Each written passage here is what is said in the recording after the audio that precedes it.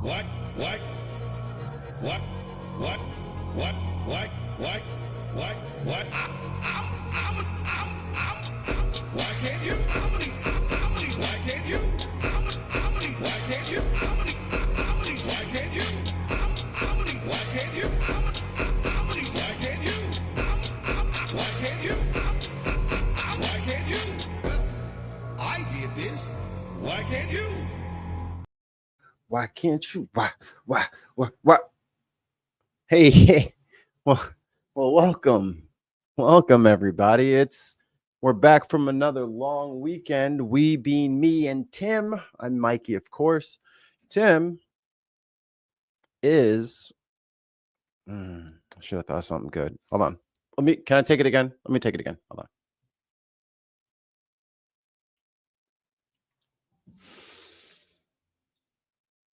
Action. What's up, guys? It's me, Mikey, and Tim is in jail because Tim is a thief. Tim has been stealing monuments. He's been stealing hearts. Honestly, breaking up marriages. He has stolen several bases at the intramural softball game. Tim's a thief, and it finally caught up with him. He's in doggy jail right now. He's taking care of his pup, so he'll be with us soon. But I would like to disparage him before he gets here, as a matter of practice and as a matter of affection, because this is how men, this is how we show our friends we like them, is we treat them like utter garbage. There's a cat there we go. The cat tried to get in the kids area and she punched him. So I think he's learned his lesson. Let me get some sound effects for me. There we go. Okay. So first in the chat was, and gold star goes to, you know him, you love him, Russell, Billy, Buttery, Chrissy, Kate, SG, butter emails. That's good. My infamous song. Dude, I could go for some rain. Where in the world is Timmy San Diego? Man, that show, I was like, where is she? Somebody find this woman. She got a big stupid red hat on. How could no one find her? But she's also, flying off on a helicopter rope. Recipe indictment is gonna stick. Yeah. Muttley. Love and sausages. That's where Tim is. Tim got caught stealing onions. He had 13 onions in his pocket, and they fucking grabbed him at Walmart, and they were like, "Get back here, sir. Get back here." Bella. I like the gold star. Trump is making a complete ass of himself and America at the U. I know, dude. Like, I had to turn it off. I was like, let me get my coffee. I made coffee. I actually remembered, and I made coffee before the show instead of like, oh, the kid's crying, and then I just go make coffee. Yeah, he's very stupid. He's not very smart. But we have lots to cover today. What did I name this? Where's the name of the show? Let's see.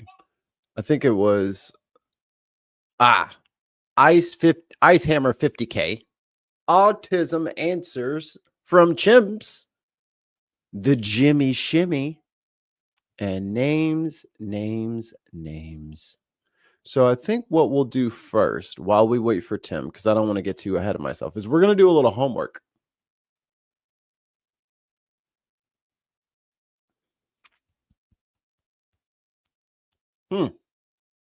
How shall I write this down? I guess I can copy and paste. Let me get a Word document cooked up here. Word. Because we got a little bit of homework to do before Tim gets here. And I'm glad it's just us before class. Um, so I don't know if you guys are aware that Charlie Kirk died, and then Congress decided to it's bill number House Resolution 719, honoring the life and legacy of Charles James Kirk, and it passed. So here's where the homework comes in. Hey, person here. Jen.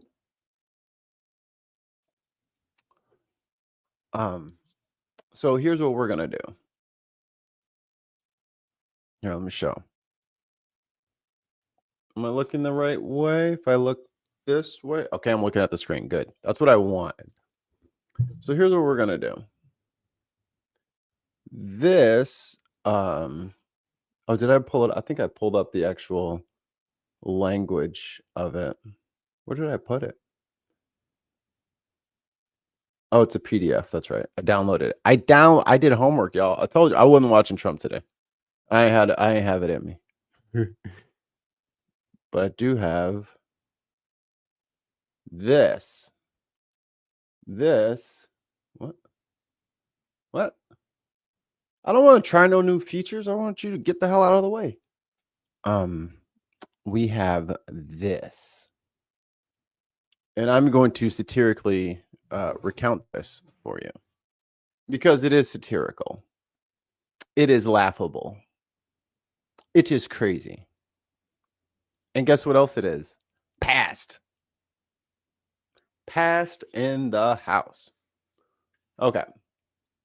Here we go. HR, House Resolution 719. In the House of Representatives, U.S., September 19th, 2025, this year of our Lord. Whereas Charlie James Kirk, born October 14th, 1993, was a courageous American patriot whose life was tragically and unjustly cut short in an act of political violence on September 10th, 2025 at Utah Valley University. Whereas Charlie was a devoted Christian who boldly lived out his faith with conviction, courage, and compassion. Now you may throw onions in the chat. Whereas Charlie was a dedicated husband to his beloved wife, Erica Kirk, and a loving father to their daughter and son, exemplifying the virtues of faith, fidelity, and fatherhood. This is going to be a long read. It's only 4 pages, but I'm already quasi barfing. Whereas Charlie was a fierce defender of the American founding and its timeless principles of life, liberty, and limited government and an individual responsibility. It is freestyled that shit. They were like, nah, we're not going to keep the same words. Nah. But it's important we read this because this is part 1. Part 2 is after this. Whereas Charlie Kirk at 18 years old, like, why is this in the bill? 18-year-old founded Turning Point USA in 2012, a student movement with a mission to identify, educate, train, and organize students to promote principles of fiscal responsibility, free markets, and limited government.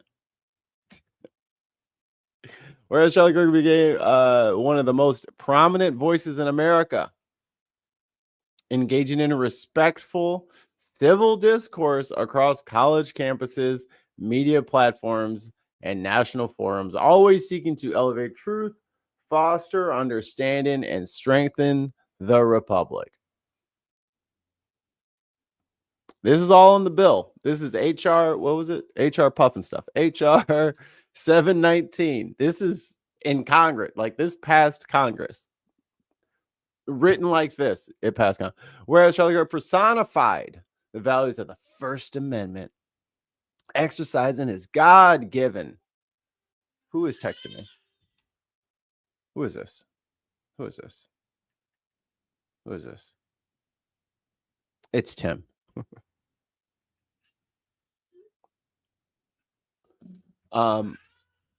Whereas Kirk personified the values of the First Amendment, it says the God-given right to speak freely, challenge prevailing narratives, and did so with honor, courage, and respect for his fellow Americans.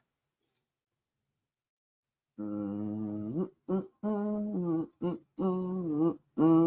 answer.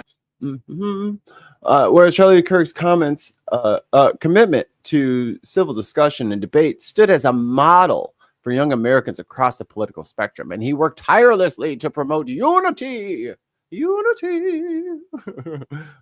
without compromising on conviction. Whereas the assassination of Charlie Kirk was not only a heinous act of violence, but a sobering reminder of the growing threat posed by political extremism and hatred in our society.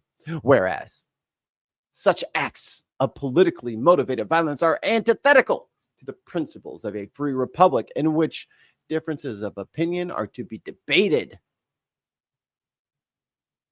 not silenced, with civility, reason, and mutual respect. Whereas the rise in targeted violence against individuals who, for their political beliefs, undermines the very fabric of our constitutional democracy and chills the free exchange of ideas essential to a healthy civic society. Whereas leaders at every level, government, education, media, and beyond, must stand united in unequivocal condemnation of political violence, regardless of their ideology. Whereas the tragic loss of Charlie Kirk must not be allowed to deepen the divides in our nation, but instead serve as a turning point to recommit ourselves to better angels and to the timeless American principles of liberty, governed by truth and the virtues of peaceful dialogue. This is so laughable. And whereas Charlie Kirk would not have us respond to his death with despair, but rather with renewed purpose, to speak truth with courage, to stand firm in faith, to seek unity while standing firm in principle, and to serve as living reminders of the values he championed: faith, family, and freedom. From Universal Studios, Hollywood. Now, therefore, be it resolved that the House of Representatives condemns in the strongest possible terms as the assassination of Charles and all forms of political violence, condemns the look at me, condemn. I'm condemning everything. Commends and honors the dedicated law enforcement and emergency personnel for their tireless efforts in finding the suspect responsible for the assassination of Charles, and urges the administration of swift justice to the suspect. This is crazy. Extends its deepest condolences and sympathies to Charles's family, including his wife and kids, and prays for comfort, peace, and healing in this time. Why is this written in the anyway?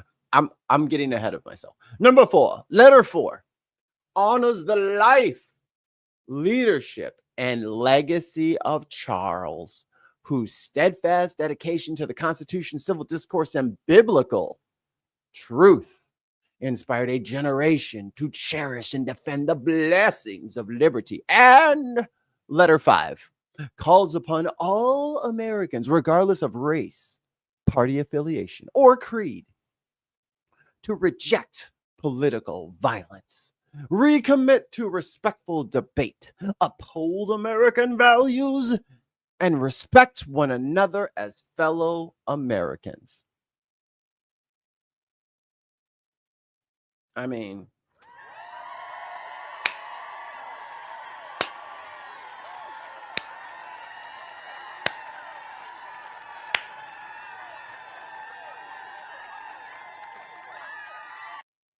who are y'all kidding? You know what I mean? Like, who are you actually kidding? Who do you think is actually buying this shit?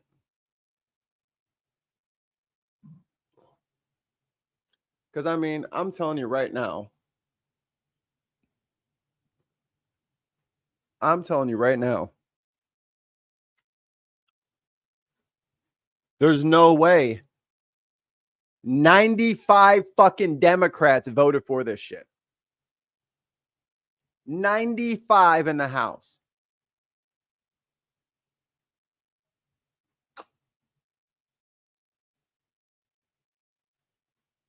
$95.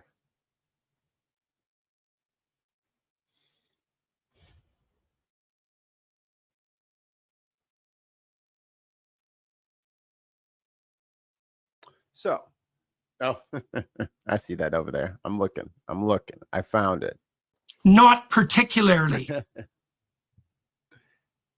95. So, what I'm going to do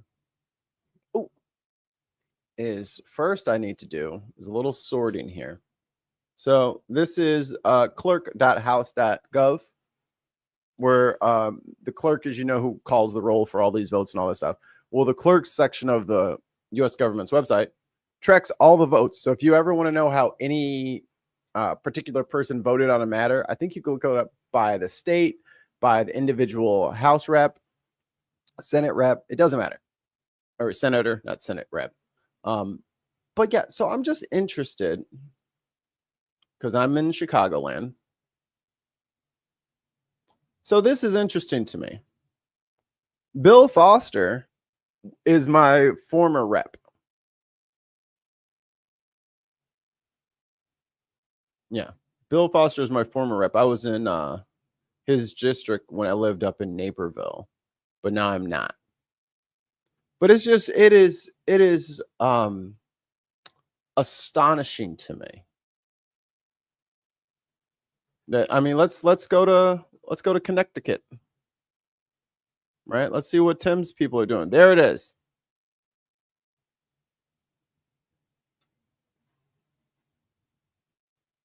Delora. Let's check Cali. What's going on out in Cali? Aguilar, yes. Barra, yes. Chu, yes. Cicernos, yes. Correa, yes. Costa, yes. Gray, Harder, Huffman, Levin, Licardo. The one you see on TV on that, Ted Lieu, Lofgren,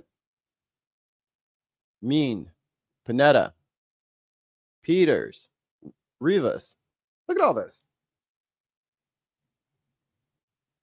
All these brown sounding names. Look at all this.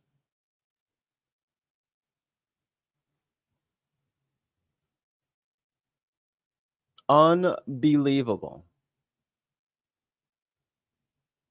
So what I want to do is look for, if you guys can think of anyone in particular on the House side. Oh, he's a senator. Let me think. Let's see how Texas went. Does it break it down by that? No. Okay. Jasmine Crockett, right there. First district. Nay.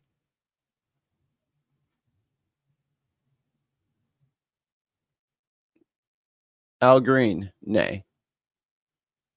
Garcia, nay. But these are all, like, I'm sorting it for Democrats. You know what I mean? Because if I go to everybody, you can see lots and lots of yays. Now, this is literally to make a holiday for a podcaster. You know what I mean? Like, this is literally just to give a podcaster his own holiday. And I'm just making sure I'm not an upside down crazy town. And I mean, again, look at all the Democrats voting yes. Yes, let us worship at the altar of white supremacy. Let us. Puerto Rico, you better not. I was about to say. Don't do it to me. Let's see how Hawaii voted. Yay. No one in Alaska voted. Or Alabama. Oh, there's no Democrats in theirs. There we go.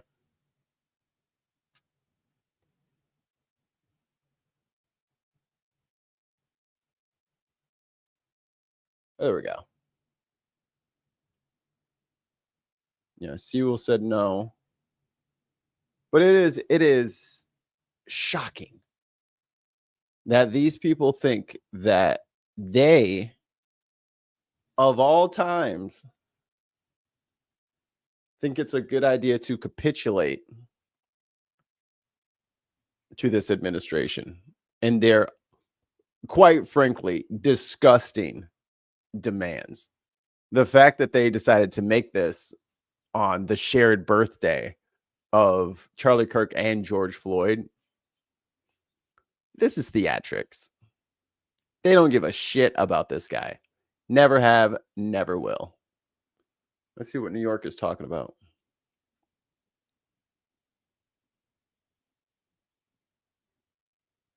Oh, would you look at that? Would you look at that? Would you look at that? What do you know? What do you know? Hakeem Jeffries, there's some real leadership for you. Jeez. Unbelievable. Let's see how Missouri did.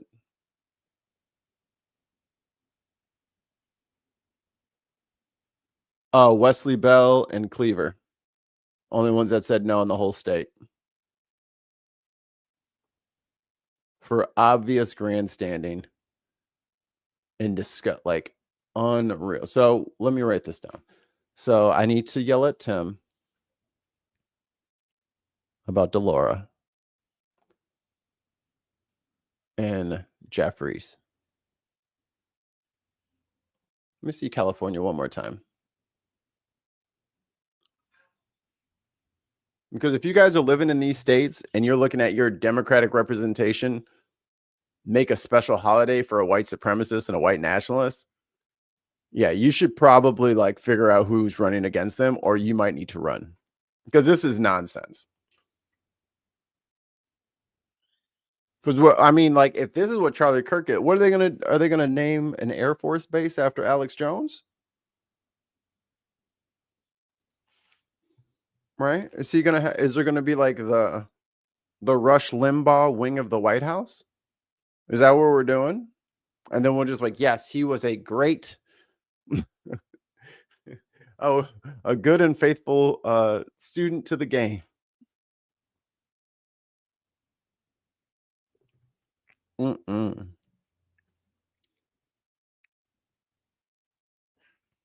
Apparently, in America are calling for. Look, I'm not. This is them. And for these grown ass adults who have access to the internet, how on earth do you think it is a good and even this present voting? And I think what's her name? The first openly trans rep. She voted for it. What is your problem? What are you thinking? You think they're just gonna have like a change of heart and then suddenly be on your side again? They're never gonna be on your side, boo-boos. They are asking you, hey, can we have a Confederate statue day? And they're all like, what's the harm? It'll calm things down. What message are you sending to the voters? What are we supposed to glean from this, other than the fact that maybe you didn't really disagree with what he said?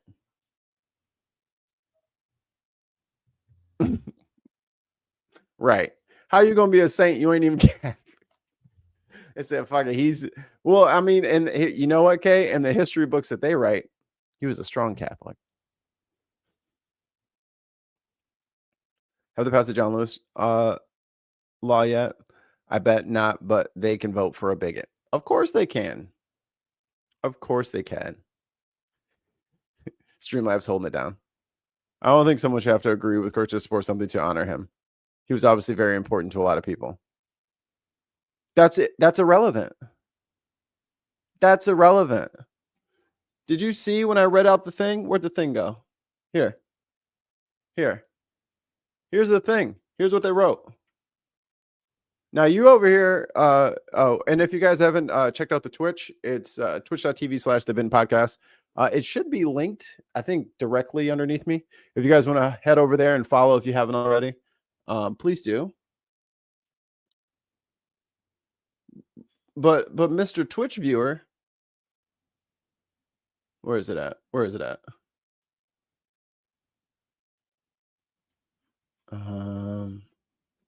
it go? I thought it was near the bottom. Ah, yes.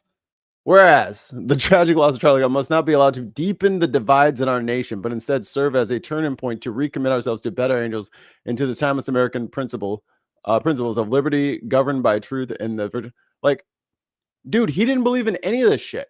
He hated all of this shit. All of it. He actively said, I don't want this shit. These people are stupid. We should be in control. Like, that was his whole fucking viewpoint. So then, like, the cap is, like, why, there we go. Why try to make this thing a thing if you loved who he was? Why aren't any of his quotes in the fucking bill? Use his words. Don't put this shit through Chat GPT and give us that answer. Put his words up there. He said black people were better off as slaves. Do you agree or disagree? And that's kind of how it comes down. Like, that should be the real name of the bill, is blacks were better as slaves. HR. Here, can we have an amendment to the House resolution? Can we do 720? And it could be the blacks were better as slaves resolution. And then, I mean, if they want to name it that to honor Charlie Kirk, I would feel better about it, because it would be like, you know, really preserving what he believed and what he thought, and we can use that as the message to galvanize everybody.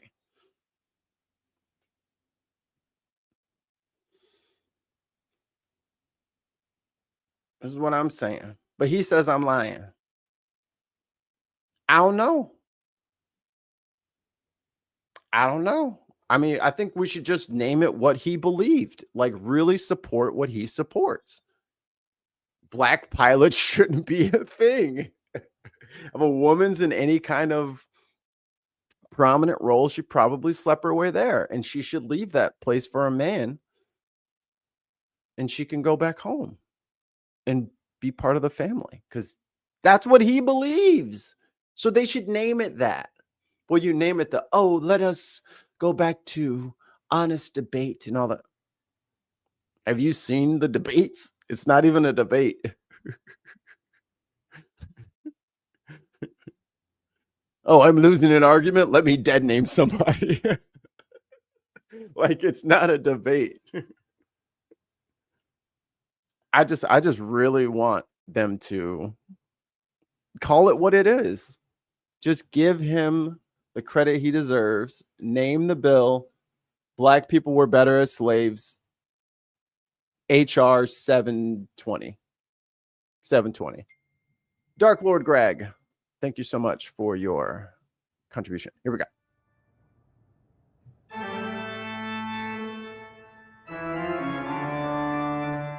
Don't tell Charlie I'm paying for your labor. Oh, no.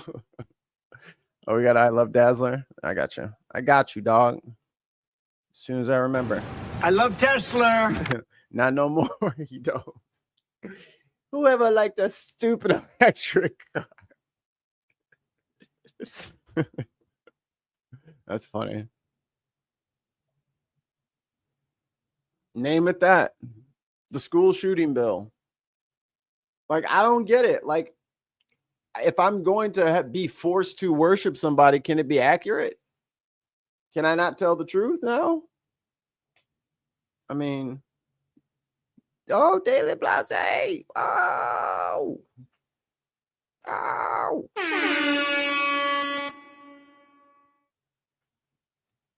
But that's them. You know what I mean?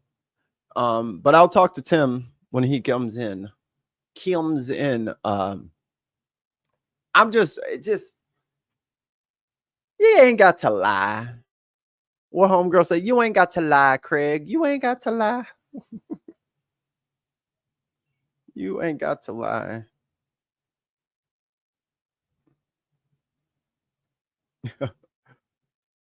I think my mom's watching the show. Hi, Mom. My mom's texting me.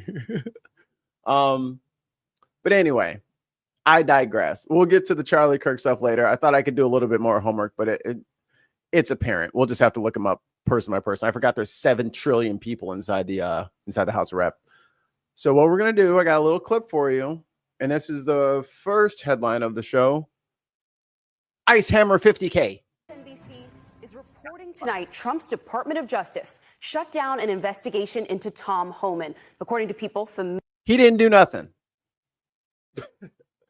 multiple people familiar with the probe and internal documents reviewed by MSNBC.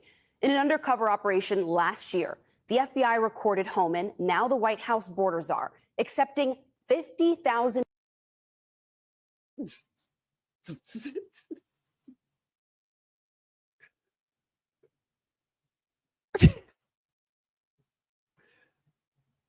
Yo, come on. It's right there, guys.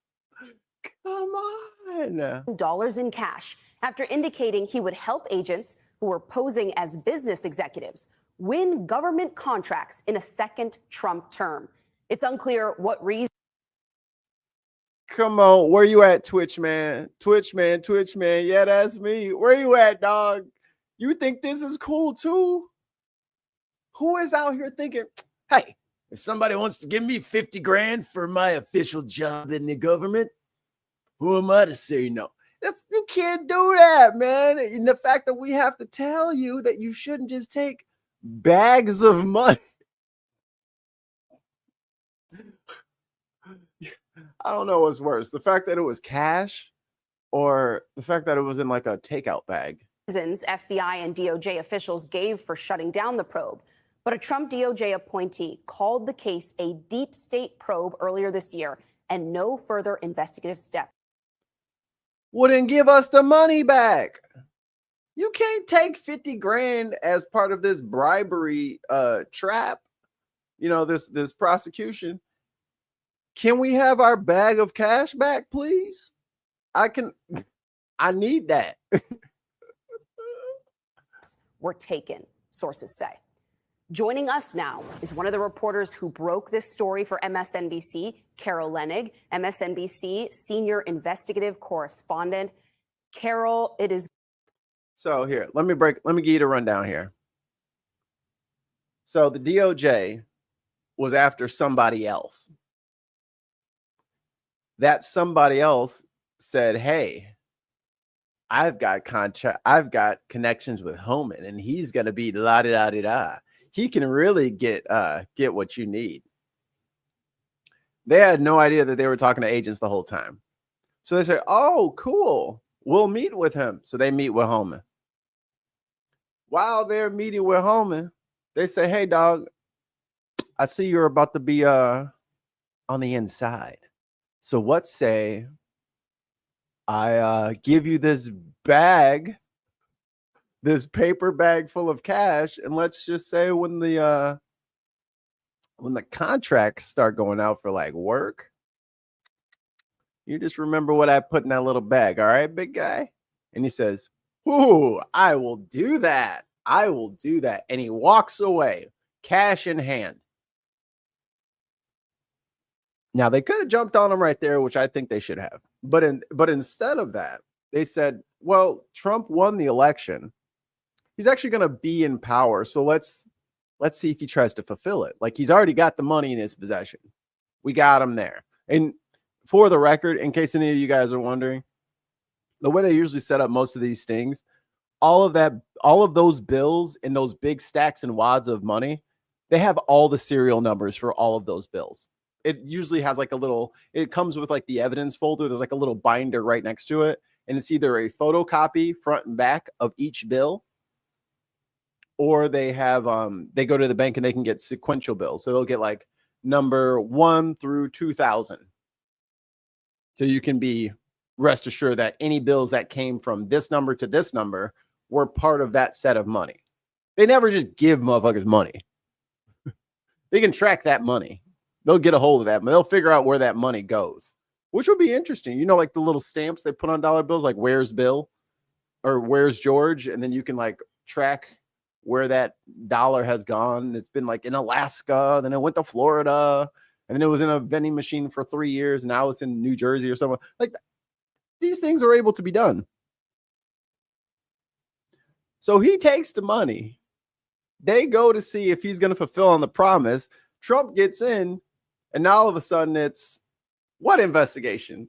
Good to see you. Thank you for joining us with this incredible reporting tonight. Can you break down for us what you've learned? Have you ever been? No, wait, where am I? What Ken Delaney and my colleague here Well, at MSNBC I did this. Why can't you? I learned was that in the summer of 2024, when Federal FBI agents undercover. The government gave him $50,000 in trick money, in tracking money. It's not like some radical leftist group tried to trap him into a thing. The government was looking for somebody else, and this dumbass said, I could do it. Yeah. Give me that back. Yeah. Trump was running for office and Tom Homan was at his side on many a campaign trail event and basically publicly touting that he was going to be an important part of the president's border initiatives and in the administration. During that time, the FBI began hearing from the subject of another investigation that Tom Homan was soliciting bribes and doing so in exchange for promises that he would eventually be in the administration and be able. There you go. Christy nails it right. Christy's so smart. So basically the U.S. taxpayer just went on 50K. Yeah, dude, like, come on, we need our 50K back. What the fuck? That's our money. You can't take the bait money and then just keep it. What the? Cash Patel needs to go get our 50K right now. Not tomorrow. Tom Homan needs to cut you a check. Actually, no. Tom Homan needs to give us those bills back. I want those exact cash bills back. And if you put them in the bank, which bank was it? Able to deliver and influence federal contracts to help those businesses that paid him.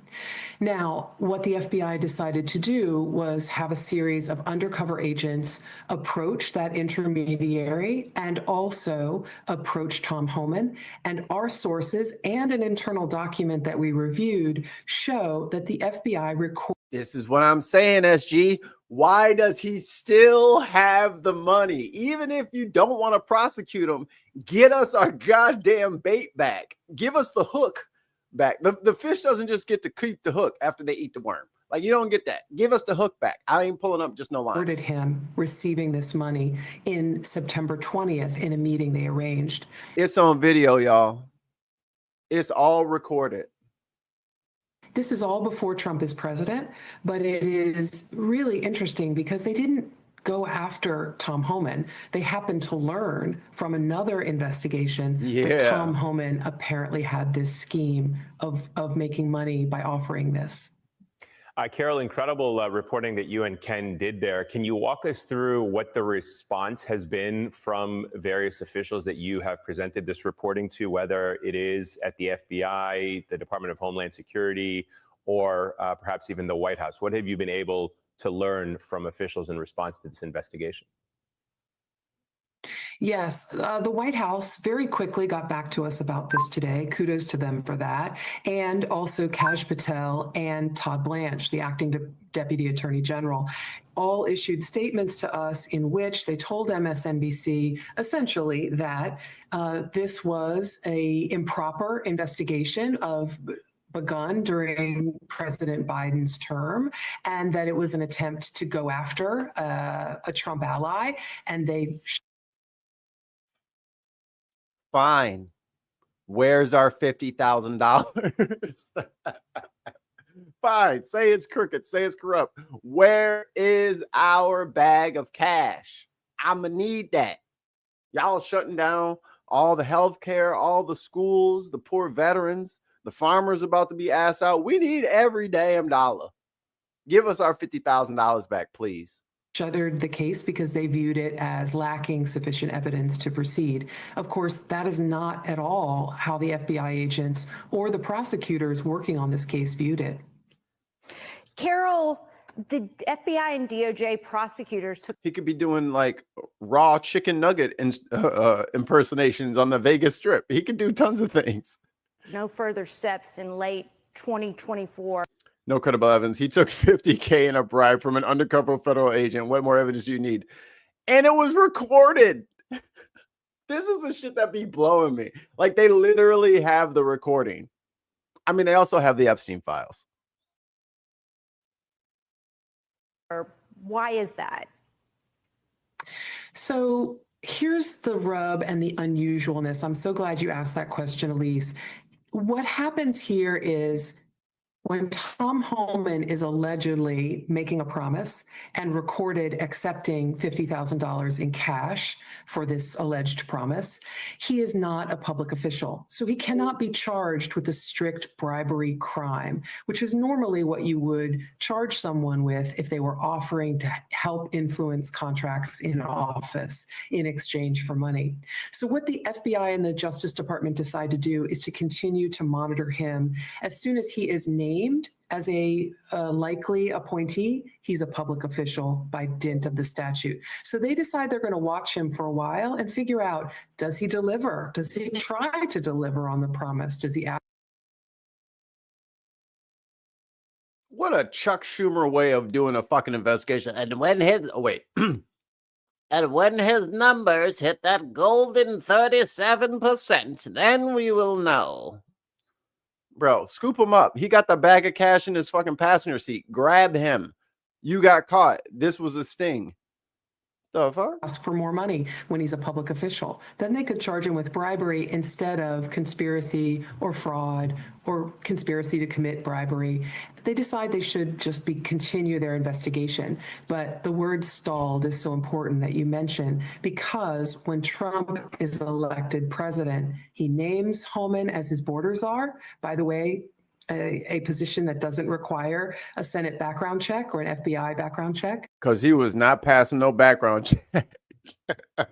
And immediately the appointees of Donald Trump are very sour on this investigation. Sorry, when Kate. they get into DOJ and into the FBI and are not interested in it being pursued. And it is closed, we're told by sources, in very recent weeks. Carol, have Sure. Please,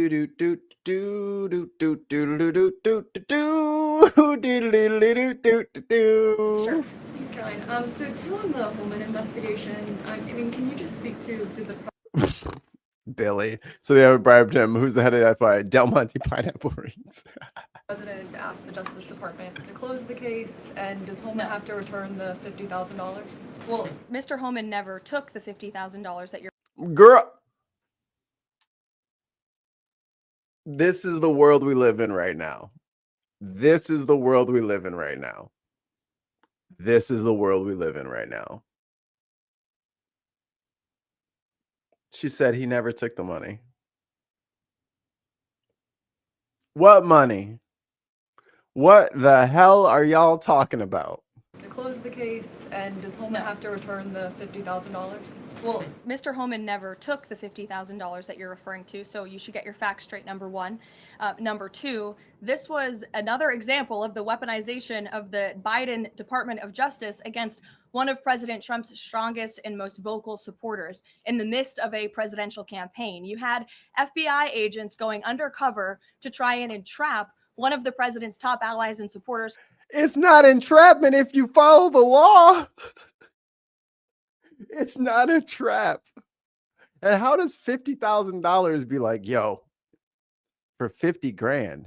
I mean, I know you might go to prison for like a long time, but I will give you 50 grand if you make my company trillions of dollars by taking by influencing the government to use us for their contracts. What?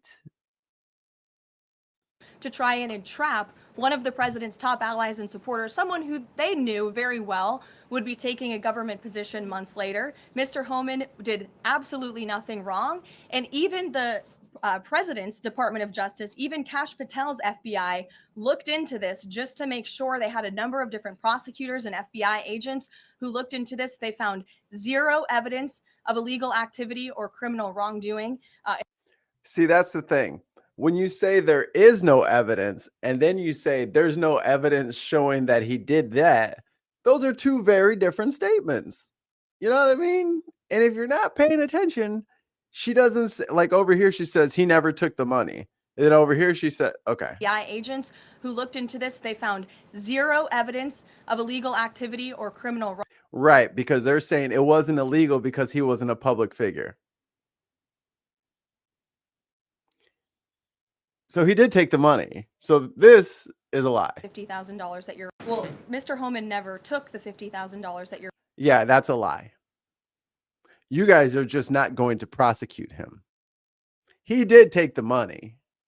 That's why he won't put it. Like, I mean, it is frustratingly stupid to have to listen to him when he talks all the time. But he talks all the time.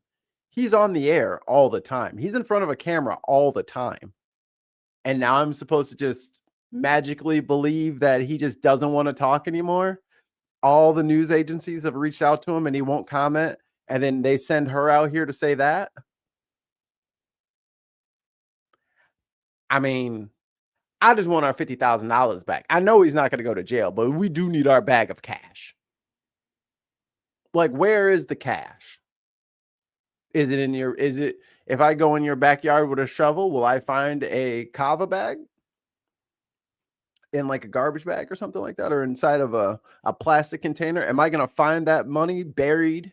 Or is it in a freezer somewhere? Is it lined your mat? Did you line the mattress with it?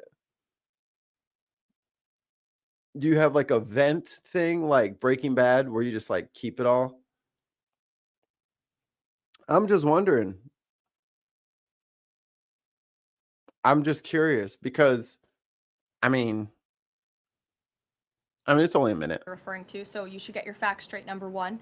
Number two, this was another example of the weaponization of the Biden Department of Justice against one of President Trump's strongest and most vocal supporters in the midst of a presidential campaign. You had FBI agents going undercover to try. You know, actually, that last sentence, I just realized it doesn't really help her case. It kind of hurts her case.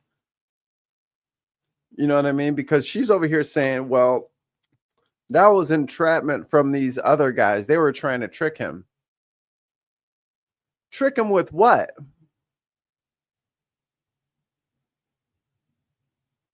Entrapment with what? Because, you know, it would be one thing if he came out and he was like, hey, man, I was just at the rally in, I don't know, Phoenix. I was just at the Phoenix rally. And then this Slugworth looking dude met me in the tunnel going out to the stage. And he's like, listen, little Charles, I need you to get me an everlasting gobstopper. You must get the everlasting gobstopper. And if you bring it to me, I will give you all the, like, is that what he's saying it was? And he was like, oh no, I would never betray Mr. Wonka. And he clasped his hands tighter ever still to the everlasting gobstopper and he didn't give it up. Or was he bragging like he likes to do? Was he bragging that, oh, he's got all this sway and all this influence? You just give me that money. You just, hey, well, you give me the money and then we'll, I'll see that the big guy takes care of you. And she's saying this entrapment. How'd they entrap him if he didn't take the money? If somebody comes up and offers to, I don't know, I'll give you $50 for Tim's phone number. Now, if I walk around here with $50 worth of weed and Tim's phone keeps ringing off the hook, you know what happened. You know that Tim is not getting any rest for the rest of the night. It's just so strange that It's all entrapment. It's all fake. And also, he didn't do it, which is a really weird thing to say, like as a follow-up to he didn't do it to he was entrapped. Right? Am I crazy? Am I losing my mind? That makes sense or doesn't make sense, right? It doesn't make sense that someone is being entrapped. They resist the entrapment. And then, I mean, this is the Trump administration. And then they don't report that to everybody. You know what I mean? Like that's the thing that'd be killing me. It's like they pretend like they have like these secret virtues and they do all this stuff behind the scenes that the American people doesn't know. And it's all so noble. And you're quiet about it? When have you ever been quiet about anything? Case, and does Holman have to return the $50,000? Well, Mr. Holman never took the $50,000 that you're referring to, so you should get your facts straight. Stop number one. the cat. Number two, this was another example of the weaponization of the Biden Department of Justice against. See, here we go. Look, she finna tell on herself. One of President Trump's strongest and most vocal supporters. In had contacts to the big guy. the midst of a presidential campaign, you had FBI agents going undercover to try and entrap one of the president's top allies and supporters, someone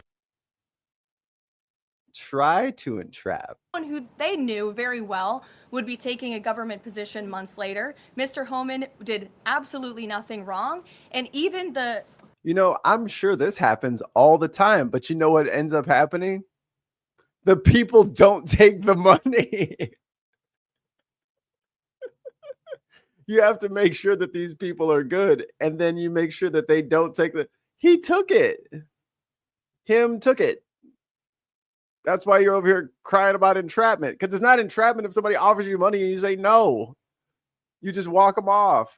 did absolutely nothing wrong. And even the president's Department of Justice, even Kash Patel's FBI, looked into this just to make sure. They had a number of different prosecutors and FBI agents who looked into this. They found zero evidence of illegal activity or criminal wrongdoing.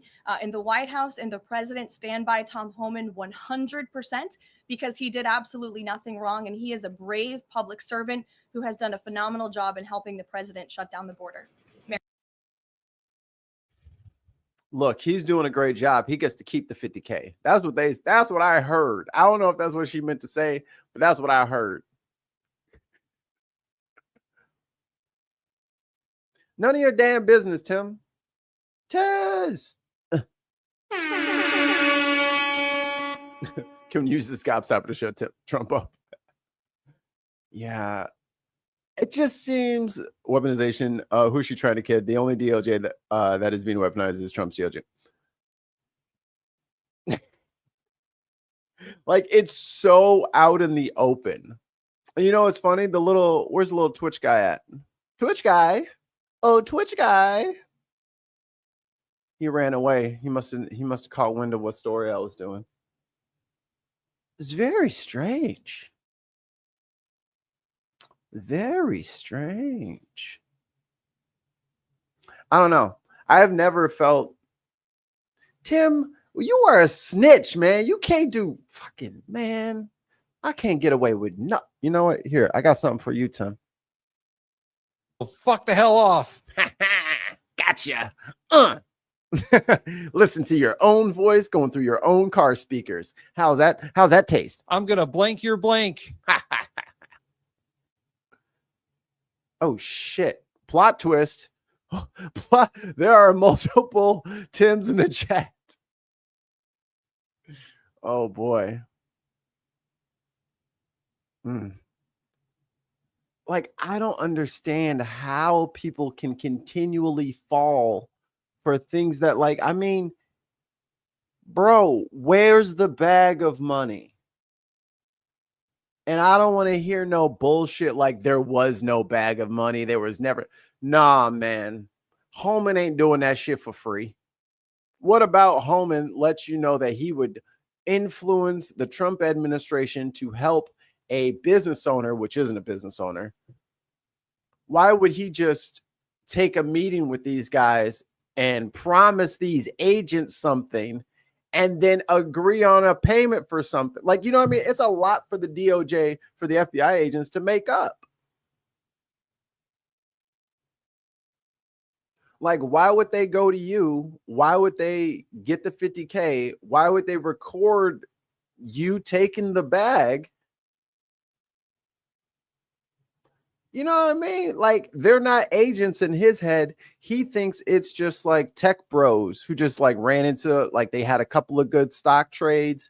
They got a little bit of money now. They got a business going, and they want some government contracts to really kind of, you know, push that baseline profit up. Because if I know I can sell 1 million widgets a year, but if I get this contract with the government, I'm going to get like 750,000 widgets sold off rip. Oh yeah, 50 grand is totally worth it. I'm about to clean up. Are you crazy?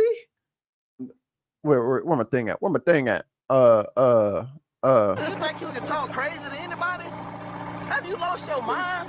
I would be a fool not to just give this man $50,000 if he's about to get me, you know what I mean? That much boost to my business. 50 grand is that's a well worth it investment. Oh shit. I have arrived. Oh shit. Just in the nick of time. So Tim, Not quite in the nick of time. I'm an hour later than I wanted to be. So Tim, first of all, did Tom, is his name Tom? Yeah, Tom. Did Tommy Holman take the money, Tim? Oh, he took that shit and ran. What you mean? She said it was entrapment. He still took the money. But doesn't that mean he took the money? Is that what that means to you, or am I crazy? No, man, he took that money and it's his now. He probably spent it already. But it was cash. Yeah, and it's easy to spend then. No, Tim. Cash. Like, where would you go? If I had 50 grand in cash? Let's just say half of it. If you had to spend $25,000 in cash, what business would you go to? A casino. Okay. I mean, that's pretty much the only place, right? Because you can't just walk into McDonald's with $25,000 in cash and be like, I'm buying everybody food. They'd be like, okay, that's really nice. Hey, do you know he has a big fucking bag of cash? Hey, listen, it raises alarm bells everywhere. Well, you know, you can also like take a trip and just pay for everything in cash. Like book your hotel and whatever on a credit card, but all your incidentals are cash then. That's currency exchange. What are you going to get in the currency exchange? You're just going to take a bag of cash. This is what I'm saying, like the real life of this. So you walk in, maybe he takes it out of the paper bag and puts it in a briefcase? Duffel? How many trips through the fucking the teller line at the bank did you have to send the little vacuum tube to get $50,000? Do you know how heavy $50,000 is? Even if it was hundreds. Like, we're talking about a good 10 pounds of paper or cotton, whatever. Blend. Dump it all at a casino, man. Who owns casino? Never mind. Let me not. Not Trump. His casinos suck. His are all gone. Have you heard from Tom Homan himself or seen any kind of reaction from him? And what are the remaining questions on your mind now? Bro, if he had a jacket on that was made out of folded $100 bills, I would pee myself. I'd be like, let him keep it. Antonio, also really good question. The first person I wanted to hear from was Tom Homan, because I can envision that he had an explanation for why he took cash while sitting in a room with people he didn't realize were FBI agents. Maybe he did feel entrapped. Maybe he did have an explanation for why this happened. He got no explanation. On a plane today when we were trying to reach him coming back from California. He about to be in a plane for the next 6 months. He about to be in the air 24/7. Where you going? I'm gonna just ride in Air Force One with you. I know. I'll just wait in the plane. California, and the White House decided to issue a statement on his behalf. I still would love to hear what he has to say about the reason he appeared to make a promise and take money in a very unorthodox way. Usually FBI agents view someone taking a bag of cash as an indication that they know that what they're doing is criminal. Hi, Tim. What's going on? Oh, I did a little homework while you were away. Oh yes, I must apologize to the viewers. Zeus had a regular vet appointment that turned into let's find out what's wrong with Zeus appointment. And it's slightly longer. It's like an hour and a half. Good news is he's not dying. He just has some nerve damage in his back from all the arthritises. Yeah, 11 pounds of bills. That's a lot of. You could get a good pump on with that amount of. A gallon bills. of milk is 8 pounds. Yeah. They don't know what gallons are, Mikey. It's all in liters for them. Or pints. And 2 and a third liters is a gallon, I think. A gallon is 196 ounces, if that helps. Yeah. I don't think that helps. But yeah, that's the Zeus update. He's on a shot for his inflammation and a pill for his pain. So he's good. My man over there, he got the Bob Marley extra crispy at the vet today. He's like, "We're jamming. I hope you like a jamming too." We're jamming. The doctor said, aside from being blind and having arthritis, he's a very healthy dog. So 4 UK liters in a gallon. So 4 liters of liquid is about how much that shit weighed. So 4 quarts. So their liters are a quart? Close to it, it looks like. Yeah. Hey. Again, he probably broke the bank little vacuum sucker up machine. Because there wasn't no way that motherfucker was pulling 11 pounds through that damn. But there's ID, pen, a couple checks, and then I mean, you put too many checks in that motherfucker, it's gonna jam up. I don't know why he put $11 worth of 11 scammers. But the vet I went to was very nice. Yeah. Well, you probably went to an animal hospital. I did go to an animal hospital, yes. Yeah, the animal hospitals are very different than the fucking like every place that sells dog food now has a bunch of like we took Leela in there. All right, quick aside. We took Leela to the vet a couple years ago because she was more than normal. And I was like, oh, I think she's got a toothache. Okay. So she did. She had like a little canker guy up there and her mouth hurt. So we took her in and they gave her antibiotics. And then they said, you need to book to get all of her teeth removed. And I was like, excuse me? All of her teeth? It's like, yeah, you need to get rid of all of her teeth. She needs to get them all pulled. But we can't do it here. So you're going to have to go to this specialist. And the specialist wanted $500 to reserve the appointment.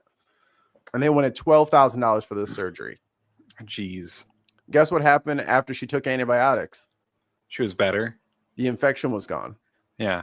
You have to remove all her teeth. And her teeth are still in her fucthen head. Because dad wasn't going for that bullshit. Like, what are you talking about? All of her teeth need to go because of one toothache.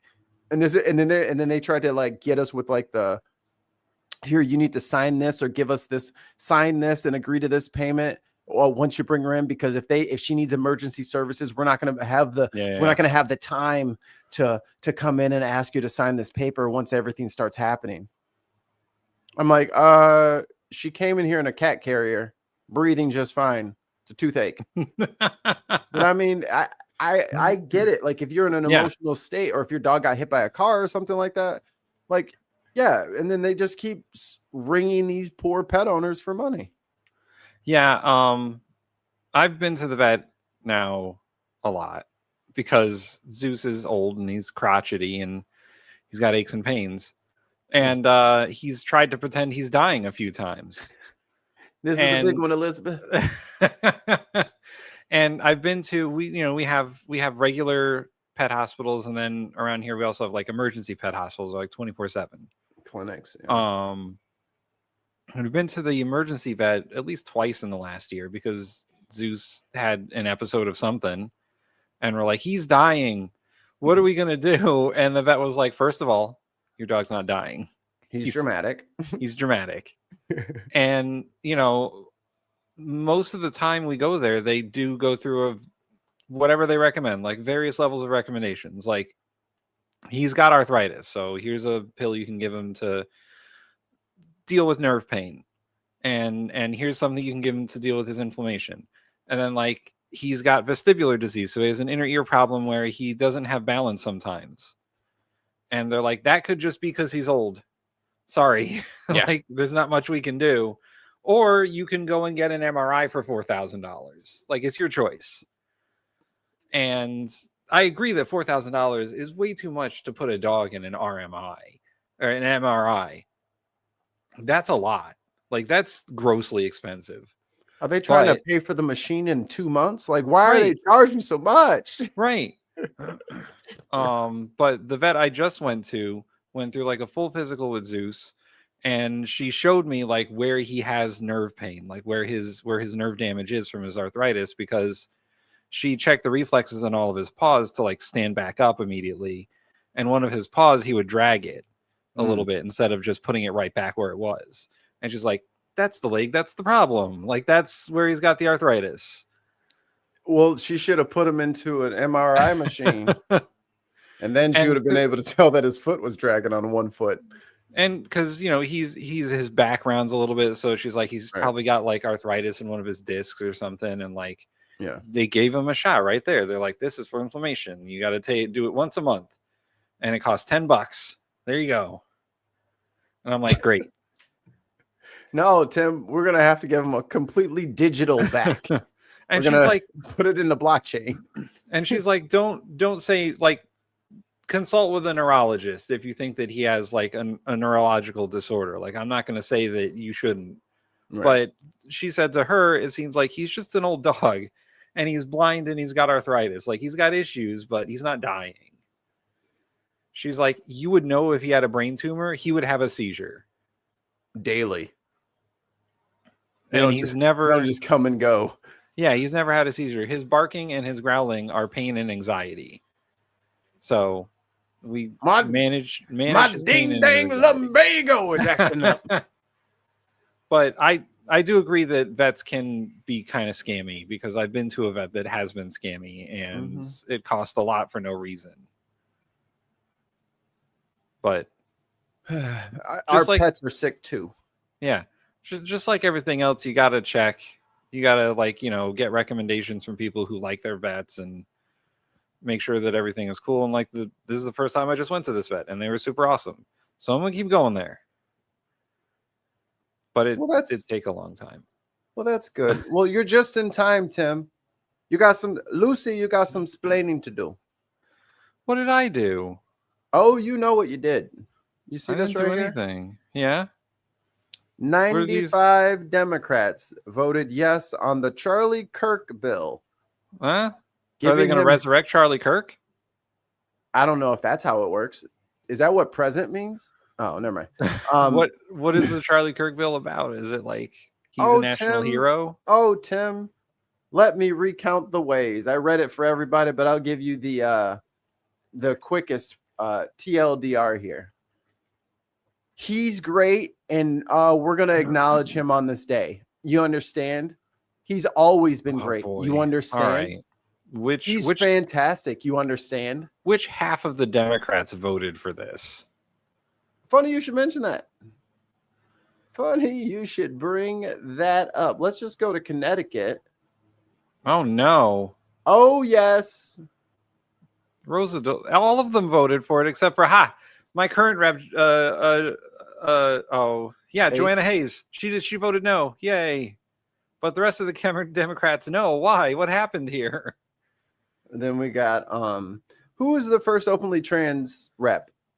I forget her name. Is she from Maine? It was like, no, I don't know. Vermont. Her name is what? McDonald, I think. McBride. Who knows where McBride is from? Did your rep vote for yes? Did Underwood vote yes? Huh. None of your fucking life, losers. Although I do see some Democrats in Illinois there. Yeah, look at that here. You can just vote. You can do it by yes or no, and then we'll go by Democrats. So here's the Democrats. I said Budinsky, that's the one that's way out there by Iowa. Mm-hmm. Bill Foster is my former rep when I lived up in Naperville. Schneider, I'm not familiar with, or Sorensen. But yeah, 4 yeses out of Illinois. I don't understand. This is just is this like making Charlie Kirk, like, is there a Charlie Kirk Day now? Yes. It happens to be Gross. the same day. It's the same birthday. Him and what's his face?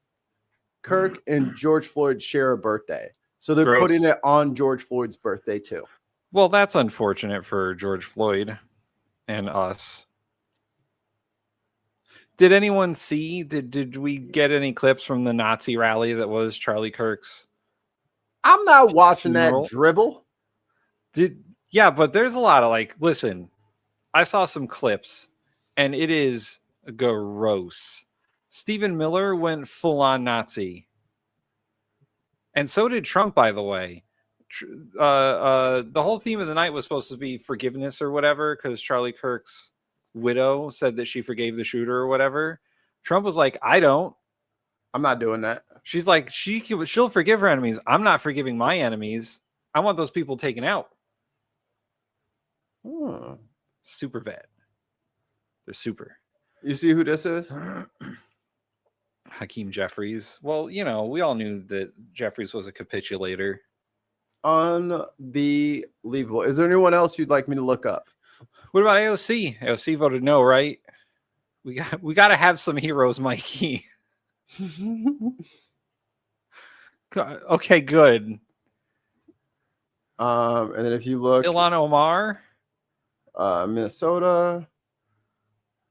Good. She's the only one. She's the only one. The progressives are the only ones. What the fuck? So here's the beautiful part about this. Now here's all right, guys. Now we're gonna get into the meta now that Tim is here. What message does this send to progressives? That 85 of their Democratic colleagues decided to platform and represent and uphold an avowed racist, an avowed white supremacist, and 85 of the fucking, is it 85 or 95? Now I'm fucking it up in my head. 95 Democrats said yes. And all of the Republicans said yes. So what that looks like, if you guys needed, here, I'll put it up on screen. It looks very bipartisan. If you look at this, you can see who is afraid of Trump and who is not. Even the Democrats who voted present, you cowards. And 22 didn't vote. You cowards.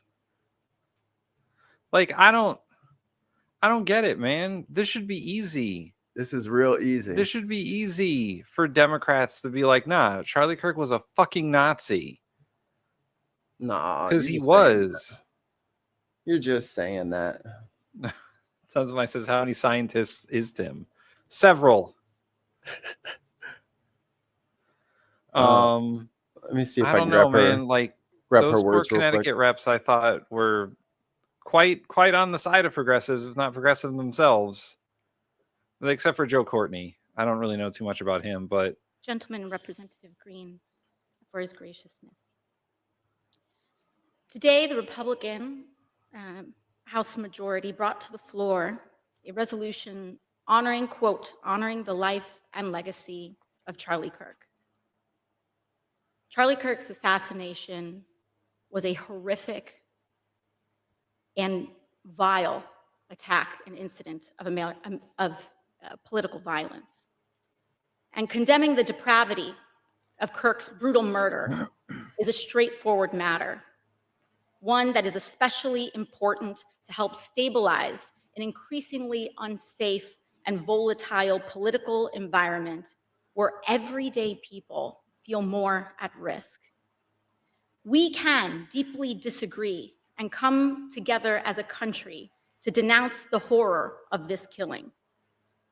And it is not a license for the abuse of power and whitewashing of American history. Today's resolution only underscores the majority's recklessness by choosing to author this condemnation and honoring on a purely partisan basis, instead of uniting Congress in this tragedy with one of the many bipartisan options to condemn political violence and Kirk's murder, as we did with the late Melissa Hortman. Instead, the majority proceeded with a resolution that brings great pain to the millions of Americans who endured segregation, Jim Crow, and the legacy of bigotry today. We should be clear about who Charlie Kirk was. A man who believed that the Civil Rights Act that granted Black Americans the right to vote was a mistake. Who, after the violent Shut up, Black people, cry. Cry right now on command. attack on Paul Pelosi, claimed that, quote, Shut the fuck up, Nancy, cry. Cry on command. some amazing patriot, unquote, should bail out his brutal assailant, and accused Jews of controlling, quote, not just the colleges, it's the nonprofits, it's the movies, it's Hollywood, it's all of it, unquote. His rhetoric and beliefs were ignorant, uneducated, and sought to disenfranchise millions of Americans, far from the working, quote, working tirelessly to promote unity, unquote, asserted by the majority in this resolution. It is equally important that Congress does unite to reject the government's attempt to weaponize this moment into an all-out assault on free speech across the country, all in the name of Charlie Kirk. President Trump and the FCC are now cynically threatening to shut down ABC and any outlets who give airtime to the administration's political critics.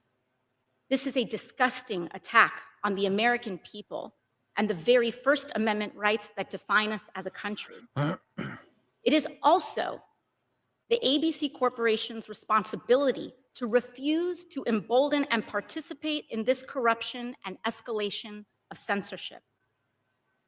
We continue to pray for Mr. Kirk's family and loved ones in the wake of this terrible act. I am thinking especially of his children and his wife, whose grief cannot be measured. And with that, I yield back to the gentleman.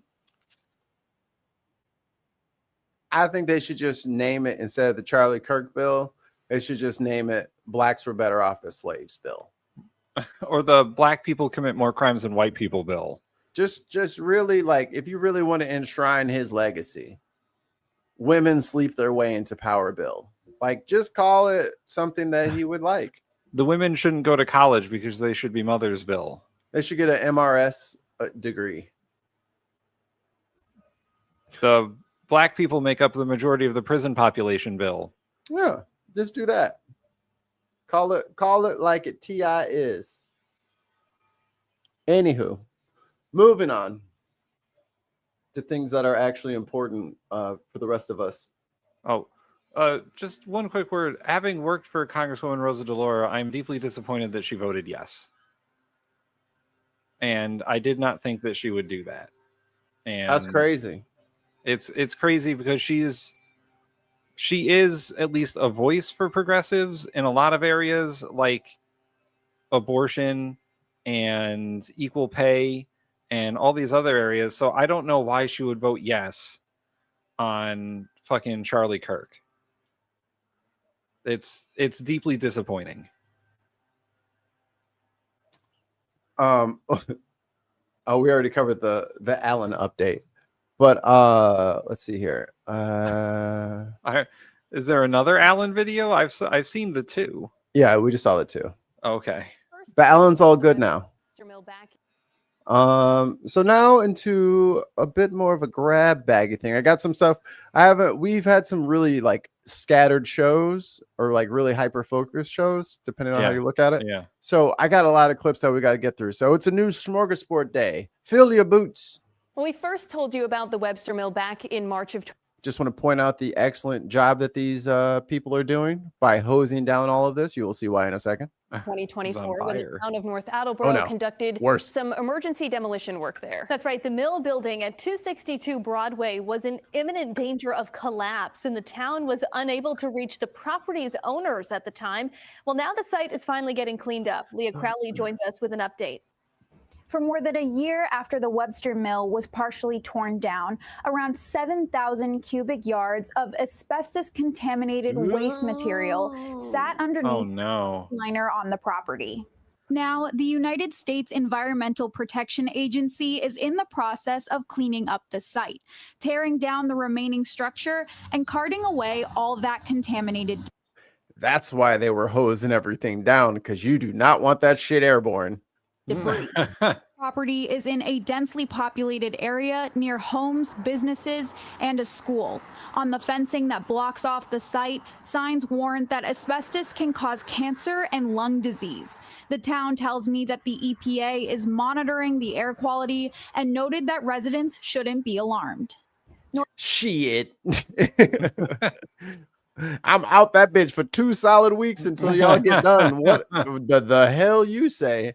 I'm monitoring levels. And then what happened when it's too high? Yeah, right. Oh, sorry guys. I got popcorn lung because of your shit. No, Get some good air filters. Here we go. Stay in your cars! Go ahead, state rep, state senator. Don't open your doors if it's not a war! City. This is my city, that's right! West Chicago is not the west side of Chicago. West Chicago is a suburb near Aurora. Is it west of Chicago? Thanks, Tim. It's also west of Aurora, which is where they shot Wayne's World. Huh. Not to bring it back to earlier subjects, but why isn't there a fucking day for those Minnesota state representatives who were assassinated? Mike Johnson doesn't care about them. Right. We only care about. That's all I could say. That's the only thing we could possibly surmise, is that he doesn't give a shit about them. That's why he didn't bring it up as Speaker of the House. We only care about platforming racists. Correct. Nationalists. Right. Correct. Well, they're Christian race. They're Christian racists, so it's different. Yeah, I know, because they're Christian. I'm sure the people in Minnesota, I mean, religion really matters for that. So, you know. Yeah. Yeah. Take off your mask! What? Inside of your houses, everyone do not come out. Stay in your houses. Quédense en su casa. Tienen derechos todos. No salgan si no hay una orden. She needs a megaphone. West Chicago and Aurora are heavily Hispanic areas. Yeah, I mean, look at this neighborhood where they're getting all of these violent offenders. I guess they all just, they do crime on the weekend. Well, they do crime during the week, and then they manicure their lawns and make sure that they live in this nice, peaceful, quiet, majority Latino community. Yeah, so while y'all keep thinking like Chicago is the slums and there's just bullet holes and everything, this is where they're going to go find people. They're not looking for any criminals. They're trying to catch people dropping their kids off. They're trying to catch people at the bus stop.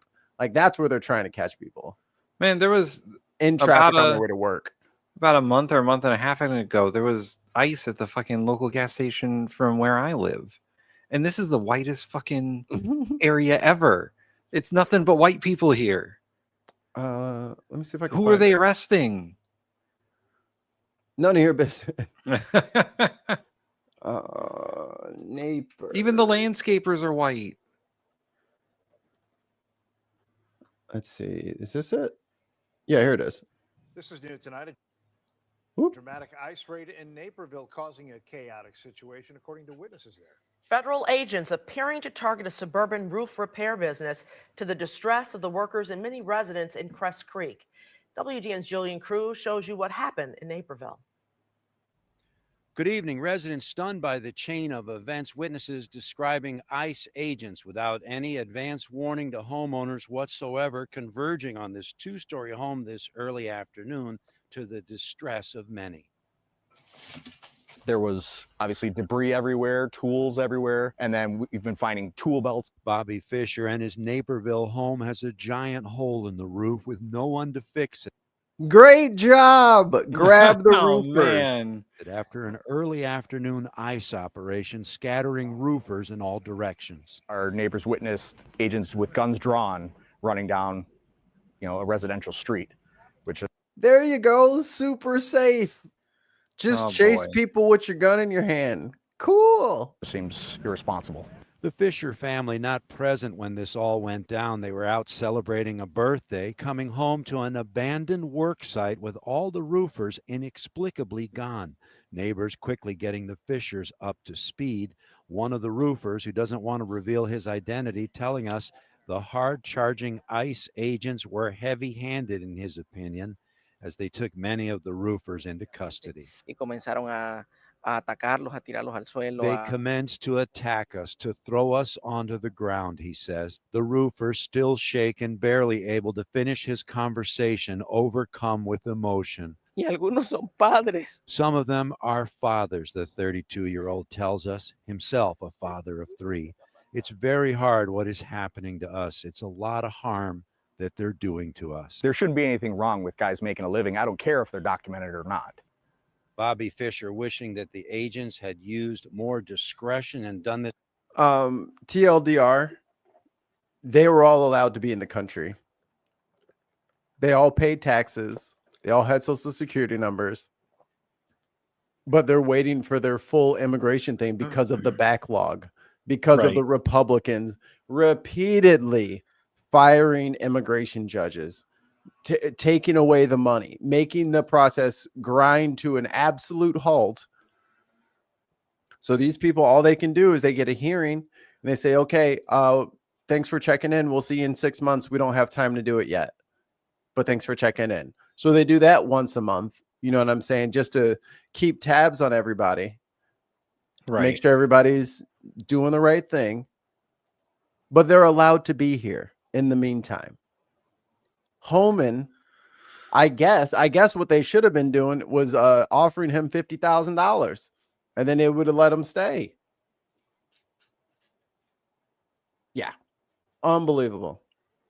Good job, State Senator. Here's the problem: is that before Trump, before this, our immigration system was still broken. Yes. No one had fixed it or wanted to really fix it in like 30 years. And Correct. This is the result. Trump took advantage of our broken immigration system and was like, oh, I'll fix it by getting all the immigrants out. Oh, and by the way, those K-1 visas, $100,000.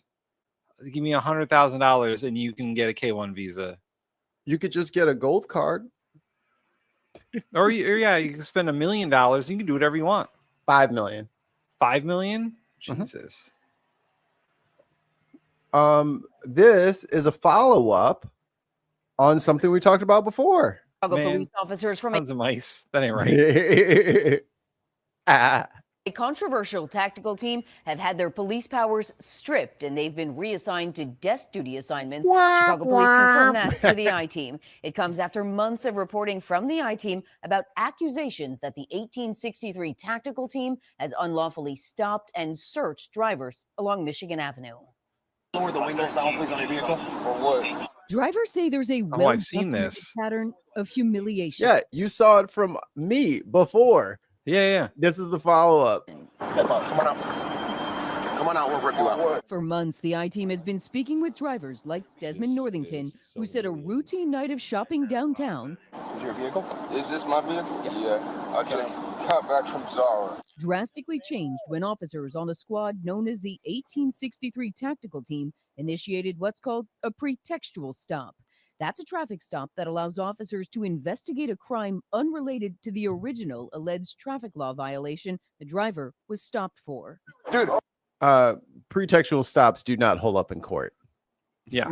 All of that shit's getting thrown out. We do this about 100 times a night. You think you're the only one? Now the I-Team has learned that officer and 2 others, 3 total members of the 8-person 1863 TAC team, have been relieved of their... Russell in the chat says, Max put out a video earlier where some mad guy had his wife taken away by ICE, and afterwards he was still saying he supported Trump and it was for the greater good. Anything for clout, baby. They'll say whatever it takes for clout, baby. Because you know, as soon as that fucking camera crew left, he was on the phone. Baby, I miss you so much. Baby, I'm so sorry, baby. Or he was cheating on her. You know what I mean? Like, if you're a philandering piece of shit and then your wife gets deported, it's like, oh no, I guess my mistress will have to move in. powers, according to Chicago police. We are not naming the officers because they've not been charged with a crime. Jordan Marsh has filed multiple lawsuits against the officers on behalf of drivers he says were victimized by the squad. I hope more dominoes fall. I think this team is a hazard. After filing multiple Freedom of Information Act requests, the I-Team revealed police Hope. leaders were warned of concerns and problematic patterns by this tactical team last year by the Civilian Office of Police Accountability, or COPA, the independent city agency that investigates allegations of police misconduct. In a letter dated December... And last time we covered this, they didn't want to give them any of the footage. They didn't want to talk about the thing. They wanted to push COPA out of it. Well, it didn't work because that FOIA motherfucker is a... If you do not produce the papers that you were supposed to be producing, you were going to be paying every week that you were late. Like, it is in our state constitution. If we ask, you got to get that shit up.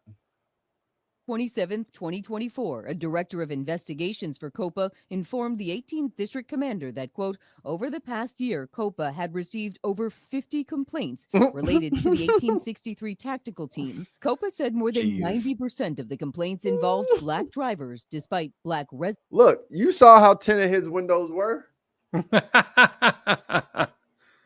How else am I supposed to know if he's got drugs in that car? Oh my God. Residents comprising only 6% of the district's population.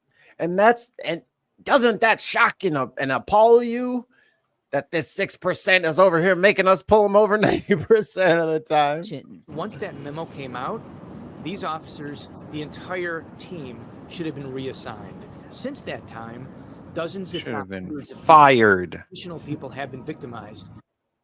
Now, Chicago police have previously told the I-Team Superintendent Snelling is committed to implementing a new traffic stop policy that could include new restrictions on when officers can search vehicles. How about this? Wait for them to commit a crime. Right. Instead of just pulling over every single black person and hoping that there's weed in the car. Like, you're that's not the recog unit of cops. Like, you're not just going, oh, I feel they're committing a crime right now. Tom Homan's laying naked in a pool of fucking milk and magnesia talking about That's what he did with that 50 grand. He had to buy all the milk and magnesia so that he could prevent the crimes in the future. He's really a hero. God damn. Let's see what It else said, we got. let him without sin cast the first stone. I don't know why I put this on the list, but it's on the list, damn it. But what if you suspect someone is cheating in a stone throwing competition? Ooh, that very scandal Yeah, you didn't see that coming, did you? has played out this very week in Scotland with competitors in the World Skimming Championships accused of the very serious charge of stone tampering. Oh, stone tampering. That is Wimbledon. That is the most boring kind of tampering. What a great attitude. That's neat. Do you call rational thinking. The FA Cup. Oh, Tim, bonus points if you can guess who this is. No, not that one. This one? The premise. Nope. People like. Nope. The Nope. Salmons. Nope. Why? Do it again. Why? Is it Cody? No. Oh, it sounds like Cody. It's Daigo, the Beast Umahara. Oh my God. God. And the World Skimming Championships. Now this is a sport I can get behind. where the best and brightest join the Brits. I didn't expect it to. Okay, hold on. Hold the motherfucking phone. This acceptable. Skipping rocks? Is that what's going on here? But look at this. Best and brightest. How are you gonna skip rocks? It's fucking 6 feet long, you dumbasses. I don't What are you? know. What the fuck is this? And you're way too high. You got to be the same level as the. Who taught these fools how to skip rocks? Join the Brits. I didn't expect it to be quite as international as it is. To determine who will sink and who will skim. Stone skimming is probably the most competitive sport in the world. A global event. Boy, stop the cap, mother. Not professional fighting, the Olympics. Stone skipping is the most competitive sport in the world. Of this Shut stature up. can't be held just anywhere. It must be in the calm waters of Scotland, an island. Oh yeah, it can only be in Scotland. Yo, this is this is Capfest 2025. And nobody else has calm waters. Skim City. God bless you, It's miles from anywhere, particularly here. Yet this week, 2,200 people from Yo, y'all 2,200 people. Y'all ruined that town. They can only take 35 people at a time. There's only enough room at the inn for like 10 people. Everybody was sleeping rough, boy. flooded the town. World leaders, sporting greats, famous DJs, reality stars. A 370. Did that motherfucking shirt say Skim Kardashian? It did. It said Skim Kardashian. % increase on the island. Oh my God, Sarah. You know what, Sarah? Wow. I'm gonna blank your blank. I'm gonna blank your blank. Of just 60 people. The atmosphere. Fuck the hell off. It's really vibey here. People from all over the world having a great time. I'll tell you what. Stone skim can turn mate against mate. Hello, you got to be. Yo, I'm with this dude. Mate against mate. Look, he's trying to mess up my throwing hand. I saw you in the regionals, not this time. You Fuck got to be off. competitive and psychologically tough. Luckily, the rules are as clear as the water. Entrants must select 3 stones on the island, abundant in naturally occurring local. Holy shit, maybe this is this rock skipping capital. Look at them. Those are all perfect. Beautiful rocks. Slate. Judges then defer to the ring of truth Oh my God, there's a ring of truth. to check they're no what is wider going than on 6 here? centimeters. Regulation size. But this year, Scandal has rocked the Stone Championship. Scandal has As rocked. this Skim Shady. Stone tossing. Not the real Skim shit. Several competitors disqualified for stone tampering after some were found to have been ground into a suspiciously circular shape to help them bounce Oh, on they're water. fixing their stones. Zone Sandpaper Gate.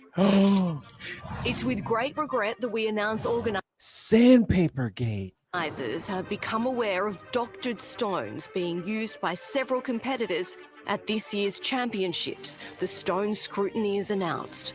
Not wanting to throw stones, they contacted the competitors in question, who admitted their transgression. Oh no. Can you imagine admitting to cheating at stone skipping?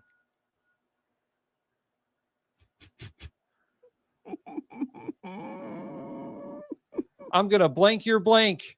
Come on, guys, do better. Scottish skimming scandal solved with no stone left unturned. God damn it, tons. Boy. Those atheist rocks. Shut up. Oh wait. Oh damn, that's all we get. That's all you get. Damn. Hey, Mikey, did we cover Trump's UN speech? No. He's I got still the doing vid- it. I got Oh, the is he done now? video. I got 7 minutes of the worst of it. Hold on. Oh, here we go. Damn, mama, you got a blend, babe. Meeting the future queen, your neck and face can't be 2 separate colors. This is why you shouldn't hate drag queens and gay people, because we would never send you out looking that much a goddamn mess. Okay, this right here is a beauty blender. Now, personally, I wouldn't choose the shade Tangerine Tyrant on my face because I think it's a little harsh, but you do your own thing. But what you want to do is once you cake that on your goddamn face, okay, really get in the wrinkles, right here, the crow's feet, over here in your eyebrows. See right here, it's white. You want to get it right behind here as well. And then you're going to drag it down your throat. You know what? Your government. Lobster. And you're just going to pass that in so it blends better. And listen, when your face is as beat as the makeup they put on your hand, then maybe us Americans might not realize there's not much going on up here. But anyways, have fun across the pond, okay? And feel free not to come back. Troopers, officers. And feel free not to come back. I have a comment about not the content of the video, but the format of the video.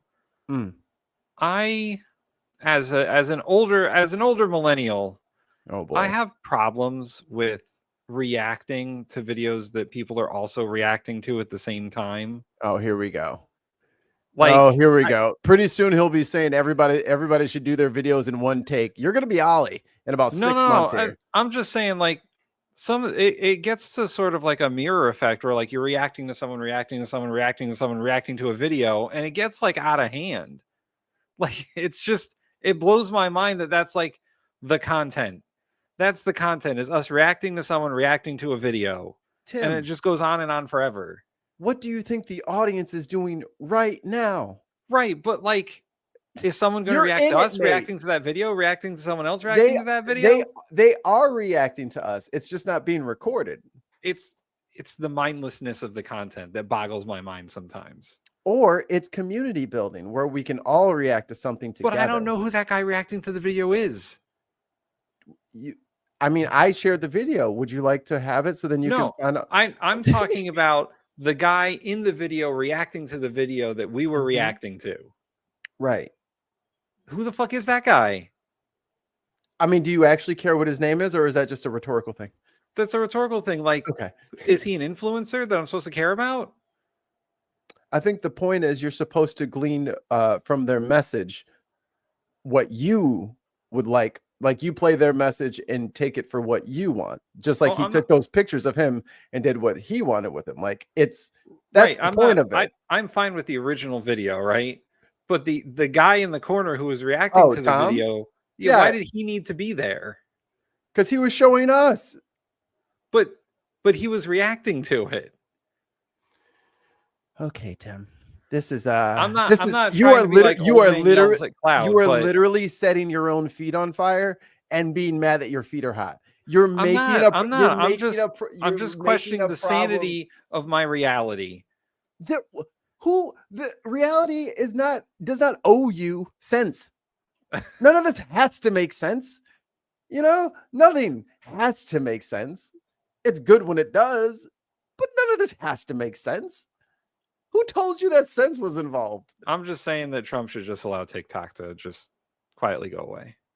And by the way, so there's see guys, the real truth comes out. Tim's solution to that is for the United States to own most of TikTok. By the way, so do you think that content's coming out once it's owned by the U.S.? I don't know. I would prefer the U.S. not to own stakes in companies. If we're not a socialist nation, I would prefer that we didn't own companies. That would be great. And this whole time, Tim, I thought you believed in freedom. I don't believe in capitalism. Money is speech, Tim. Yeah, I know. According to the Supreme Court. Here we go. See, now everyone thinks we're fighting. Oh no, we were fighting last week about that dude. What was his name? I forget that guy's name. The British dude who was like the billionaire. Everyone's like, "Oh my god, he's going to save us from wealth inequality." I never told you he was a fucking billionaire. You still didn't check out any fucking clips of him. I did. I watched his clips. I read some articles about him. I think he's a fucking hypocrite, but whatever.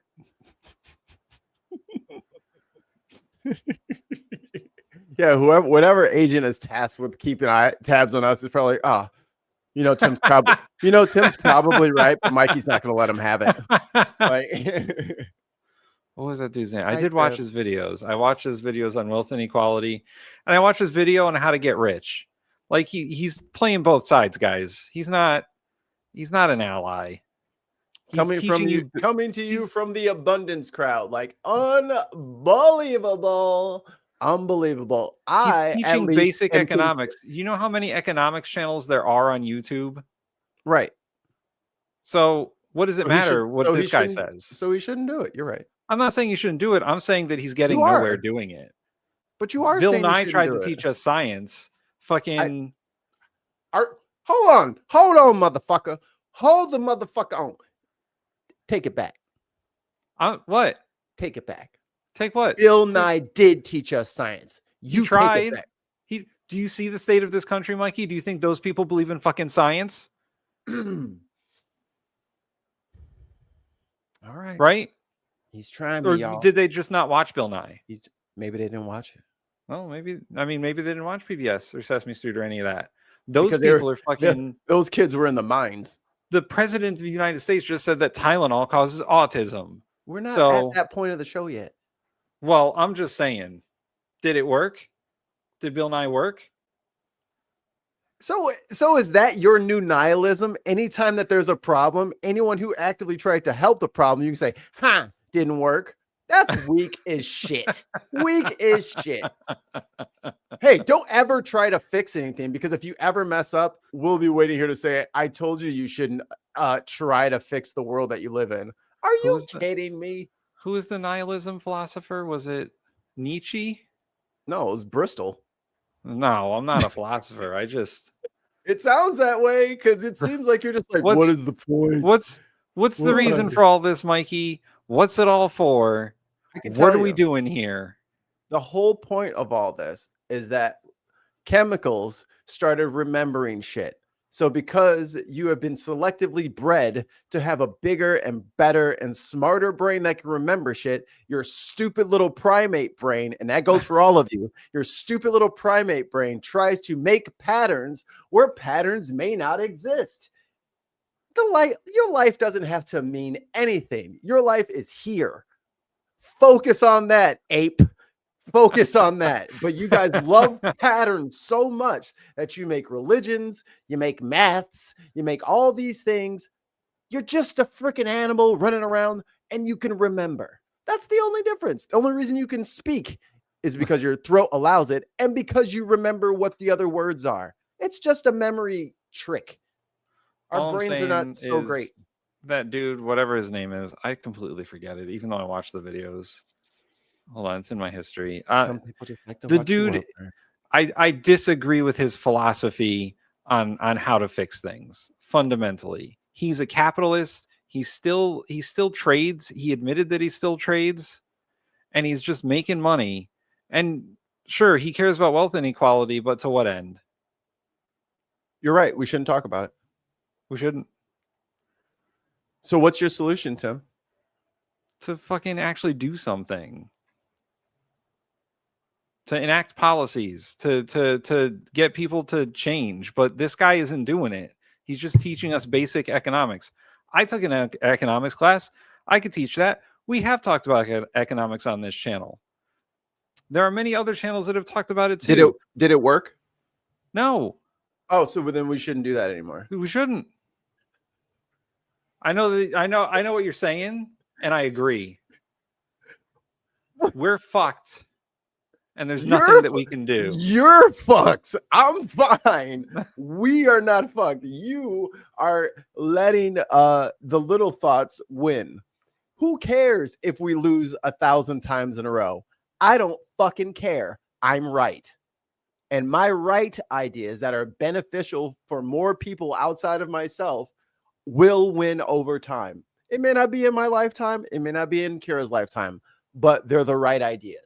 So I would much rather be a dirt poor asshole preaching for wealth, the spread of the wealth, than, well, I mean, at that point, Tim, you might as well jump on the bandwagon and start taking the money too, right? I'm not saying that. I would rather go in the opposite direction. I would rather there were no more fucking billionaires. Well, what would that prove? It would get rid of some of the wealth inequality like the dude was talking about. Yes, one of us. Listen, man. Oh yeah, that dude is far too much of a capitalist for me to believe anything he fucking says. I just don't understand how you hold some abundance ideas and then you still are mad What at this abundance guy. ideas am I holding? Aren't you the one talking about deragging? No, I said And that letting that them was build? the bad They have idea. to I don't. build? We had a whole conversation about this where I said I agreed with you, Mikey. I know. I said that the deregulation is bad because it's only going to promote more capitalism. Right. That's what I'm against. I'm against the capitalism. But what are the This parts that you dude- liked? What are the parts that I liked? Yeah. I don't remember. That's what I was arguing about because they were also capitalism parts. And then you're like, well, I forgot about the parts that I didn't like. And I just kept it's like that's why we were fighting. Anyway. We gotta go to Arkansas because I have a special story just for Tons of Mice. Deputies, if they go to pull you over, you probably should do it. But what about those elected officials called constables? That question has won in hot water with the city's police force.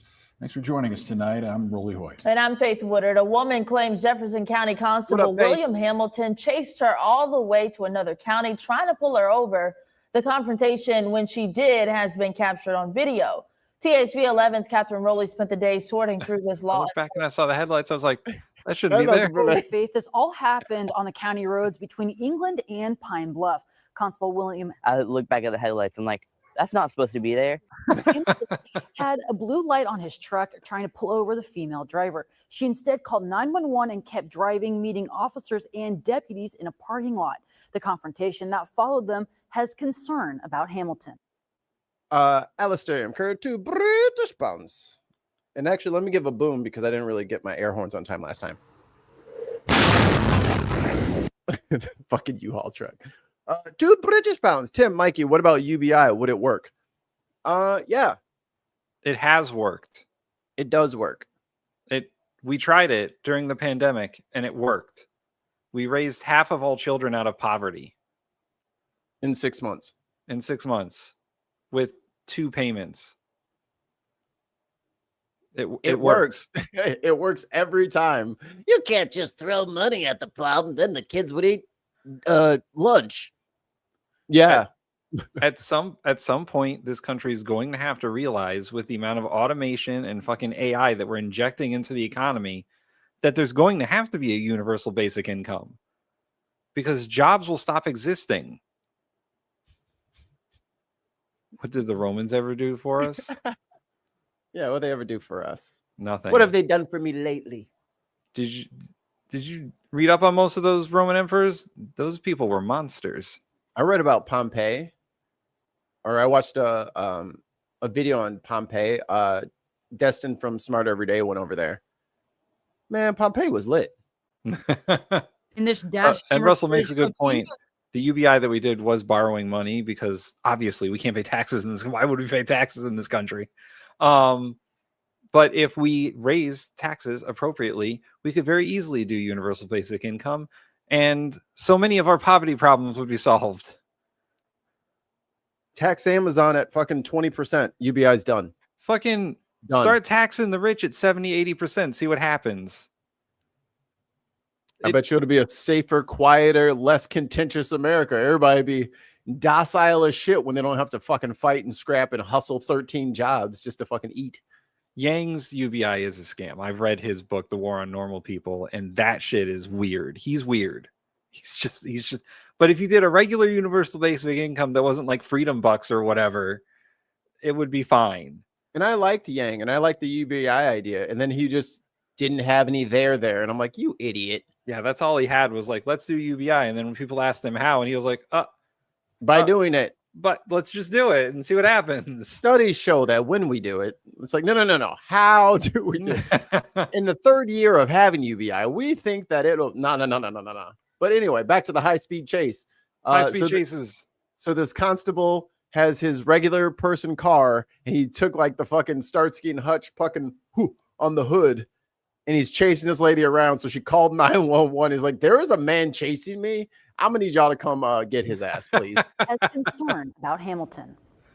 In this dash camera footage obtained by THV11 after the driver of the black vehicle pulled into the Dollar General parking lot, the constable can be seen driving over the curb. Look, what the fuck? What the fuck? He's got a truck. He can do whatever he wants. Black vehicle. Look at this dude.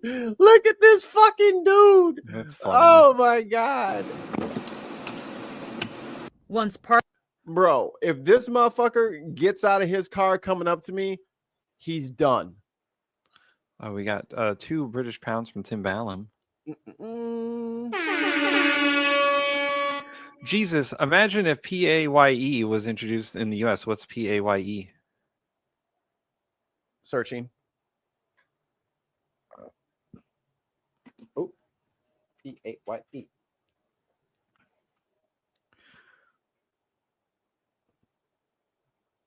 Pay as you earn.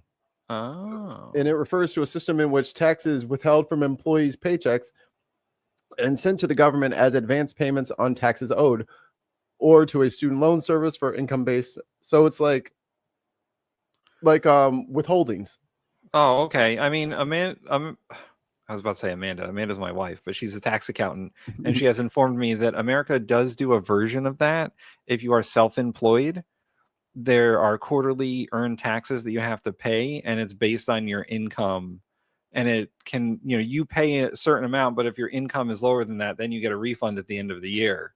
But they're doing it based on what they assume your income is going to be. So I think it's similar, but not quite the same. And it's mostly for people who are self-employed. But you can do that with your withholdings in America. You can withhold more than you think you want to withhold, just so that you'll get a bigger tax return at the end of the year. Or you can withhold nothing and pay all your taxes at the end of the year. Like you can do. That sucks. Yeah, it's crazy. You can do whatever you want, but that when that 13 grand comes around, you're like, Kay says you need a way to introduce UBI and not just immediately have everyone's rent go up. We need to federalize the housing market. It needs to get boring and slow, like the post office.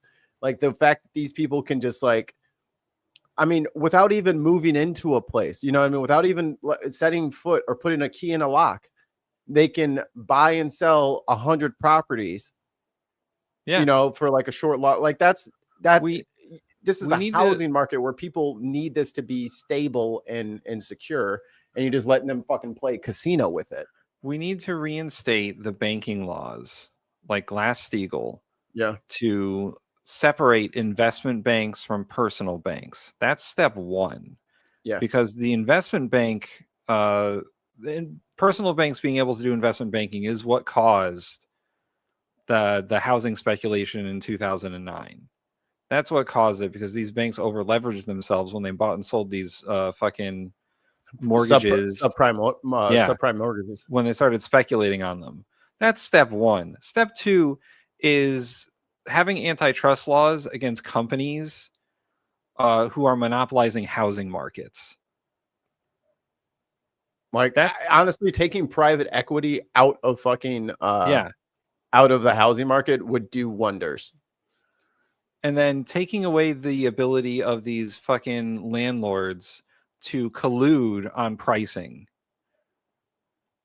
No digital tools. And it's because it's basically the modern version of redlining, right? That's what it is. I think it's more nefarious. Well, it is, but there's also it's the same practices that have been going on forever that we've been trying to get out of. It's them pricing certain markets a certain way because they want a certain kind of people to live there. It's de facto segregation. I think they know how much everyone makes, and that's why they bump it up to the maximum amount, because that's the problem with RealPage and all that shit. RealPage agrees with your employer and and this person and your bank and this person. So they get exactly how many dollars you have in your account, and they can look at the trends of how much money you get and how much your tax return is going to be, how much it's going to afford for you to do that. So they know exactly how much money they can charge you, which is why instead of leaving it at the amount that it was before COVID, say 2018, 2019, those prices are all gone over all the markets. All of those Yeah. prices are gone, and they've all been increased by like a minimum of like $600 minimum.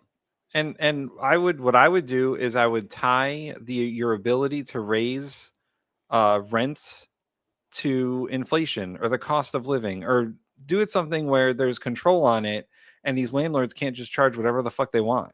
Or you have to improve the property. Right. If you want more rent, you have to do something to the property. You don't just get it because you want it. Yeah. I've lived in some shitty places. Mm-hmm. Some shitty places. One of the places, it literally rained inside my fucking apartment because the person upstairs, the pots and pans collecting pools. I did, and I called the landlord, who was a friend of mine as well, and I was like, "Hey, you got to fix this. It's raining inside my apartment." And he's like, "I'll come by and whatever." Like, he didn't do anything about it except for patch the hole. He didn't fix the problem. Right. The leak. He won't fix it until it absolutely has to be fixed, and that should be a thing. There should be renters. There should be more rights for renters. Yep. To tell their landlords to say, "Hey, you have to make improvements to this place if you want me to pay more. You have to maintain this place for me to pay what I'm paying." What if we ban landlords and everybody just gets to own their own stuff? There you go. I mean, it costs so much. At this point, I say wherever you're renting, you own it. Yeah. And then if we want to buy, trade, and do all that stuff, then we buy, trade, and do all that stuff. But like they shouldn't be like a lot of these people. I feel like they shouldn't even be landlords over these properties. They're not proper landlords in the first place. Most of these are private equity companies who are buying up all of these single family homes and then renting them out to people. And then they have like a team of 13 people to like watch over the maintenance for all of their properties for like that state. And they have it in like 6 different states. That's a fucking problem. You can't be a proper landlord without an office and a follow-up and an HR and a way to complain. Co-ops. Yeah, co-ops work. Co-ops. I mean, as much as I disagree with things like homeowners associations, because they're just a form of control that I don't like. Yeah.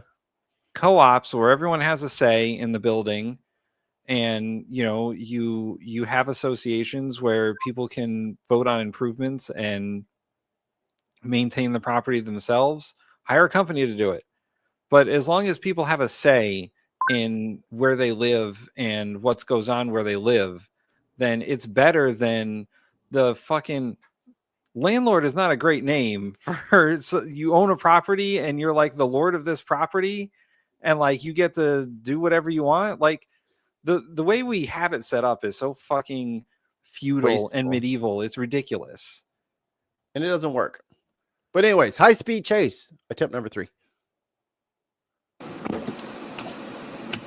Once parked, Hamilton approached the black vehicle and its driver, yelling and asking why she took off after he asked for her driver's license. You run this stop sign right down here. I was scared. You're not in a police car. That is a police vehicle. You're not in a uniform. Like How do I know that?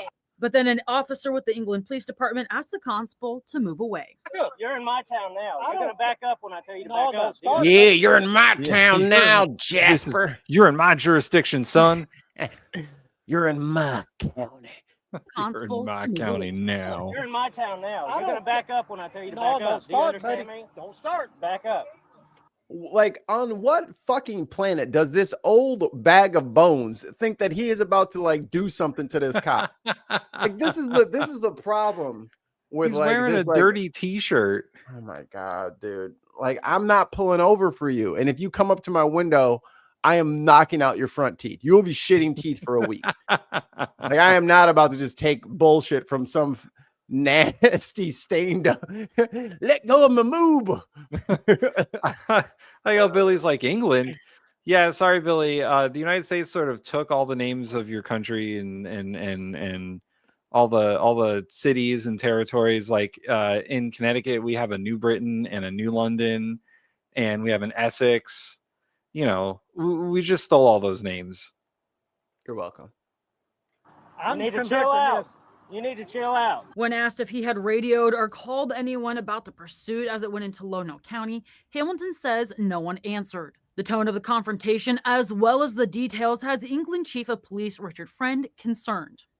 I don't think that it was professional in any means, and I think that it would any normal person. Not Is officer, his- not officer friendly. Is he officer friend? Not officer friend. our friend. That's what it says. He's officer our friend.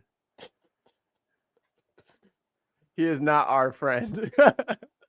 He might In be the their st- friend, but he's not our friend. In the city of England. There will never be a new Arkansas.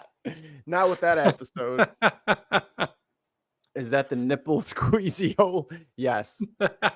It's a critical nerve clamping maneuver. It's taught to all officers of the law. It is basic training. You whip first, you get the palm of your hand, you put it up against the moob. Press the moob up against the rib cage. Person would be very upset and scared, and a reasonable person would not believe that he's a police officer. With the interaction, Chief Friend also. Hey, I mean, look, he's got one little blue light. he's got this door magnet that no one can fucking see when they're in front of them. And then it's just a regular ass fucking truck. Pull over now. Here's one of the problems with our law enforcement at work here. This dude is a fucking constable. He's basically like a sheriff's deputy almost. There are so many sometimes layers to law enforcement, and they're unnecessary. Like in Connecticut, we don't have sheriffs. We have police chiefs and police officers and all that. There's no county government.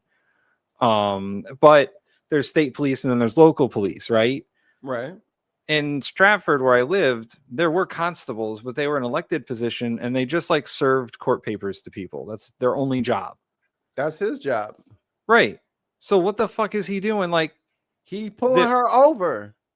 There's a very informative episode of Somewhere News about sheriffs, where they talk about how sheriffs are like not like regular police. They have different training, sometimes less training, and anyone can make anyone a sheriff's deputy and all that stuff.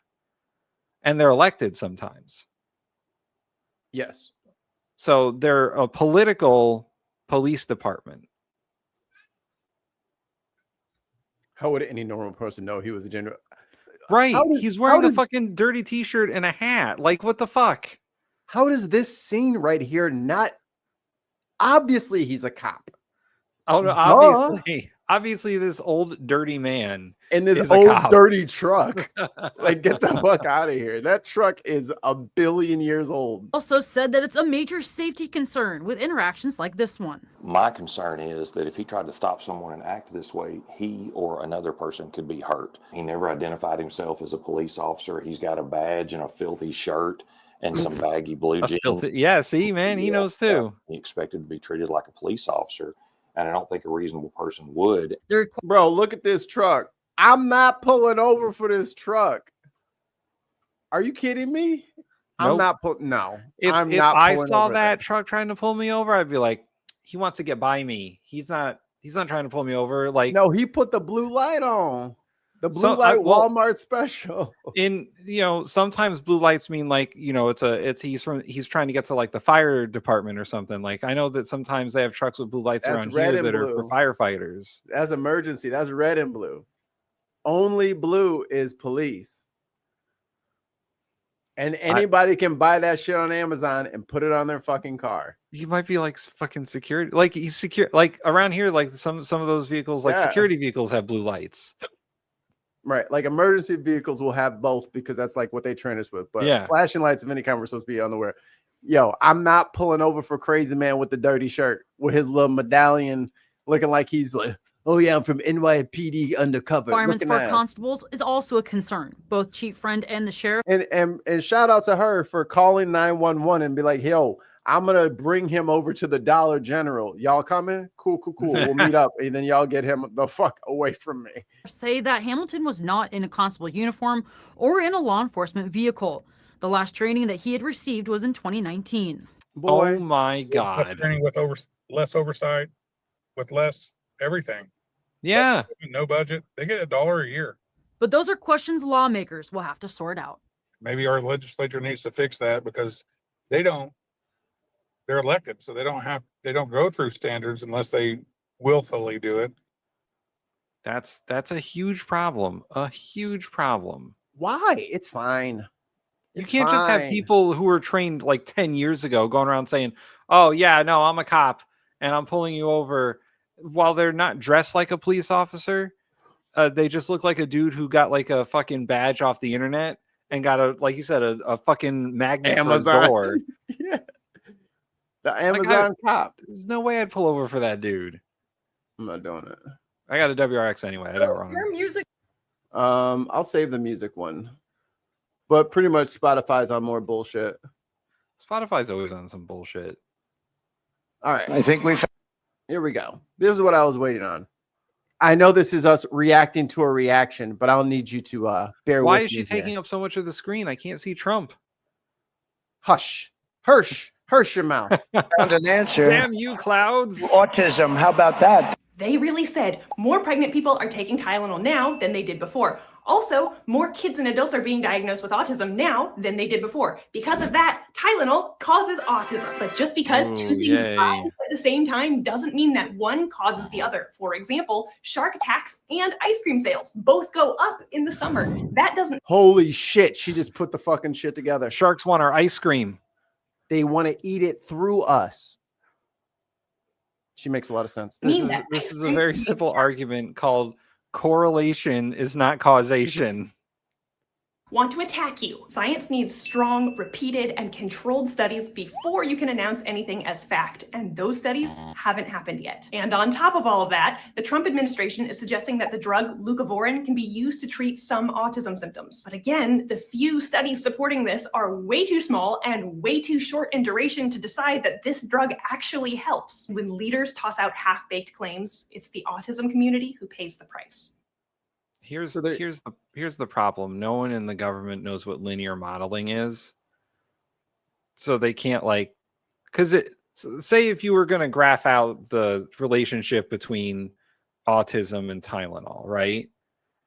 So if you were to put a linear regression together and autism was the independent variable and Tylenol was the dependent variable. I will be right back. Okay. He left us. We can talk about him now. Anyway, you're measuring the relationship between the two variables, right? And you're supposed to find out how strong a relationship they have. If someone were to actually put all the data together and figure out that yes, they both go up as time goes on, but do they have a relationship to one another? No, they don't. I'm sure if someone put out the data of what they found as their research or whatever, like RFK's research, he probably just read a few papers online. There is no relationship between autism and acetaminophen. There just isn't. 2 British pound super chat from Tim Ballum. Oh, I don't have the. Hold on one second. Hold on. I just got to make it so that my board works. Add to stage. Oh, we have to remove Mikey's from the stage and then add mine to stage. There we go. Buttons. I have them. But no one's doing that. No one's bothering to find relationships. No one cares about whether there's statistical significance that holds these two things together and what their R squared is. Nobody cares. They're not doing the actual research. They're just put 2 + 2 = potato is basically what they're doing. Autism plus Tylenol equals, it happens because of Tylenol. It's so crazy. It's so crazy. So 2 British pound super chat from Tim Ballum. Sir Paul Nurse minus yellow teeth equals lung cancer. Right. Exactly. You can make anything seem like they have a fucking relationship if you're just oh, well, they both go up at the same time. The shark attack ice cream analogy. Same thing. So how silly of them. How silly of the president of the United States. And RFK. And they promised this all the way back in the summer, right? RFK was like, oh, by September, we'll have the cause of autism. And they're just like, we read some crazy shit online. And it's Tylenol, baby. Yeah, right? I start talking statistics and Mikey just leaves.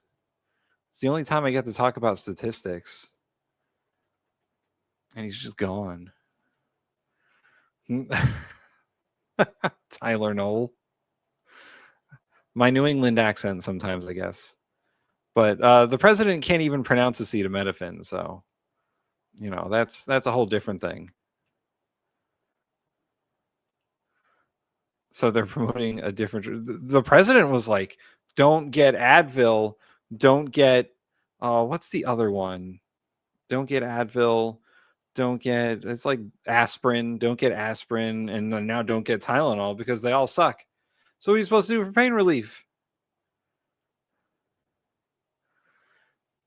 Yeah, it's not good over there. It's not good over there. Let's see if I can find Trump talking about Tylenol. Trump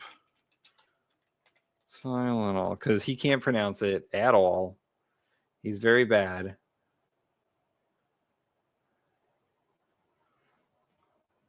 First, effective immediately, the FDA will be notifying physicians that the use of well, let's see how we say that. You can't pronounce it. Acetaminophen. Acetaminophen. Hey, real quick. Is that okay? I wasn't playing him on purpose because I didn't want to promote his dumb shittery ideas.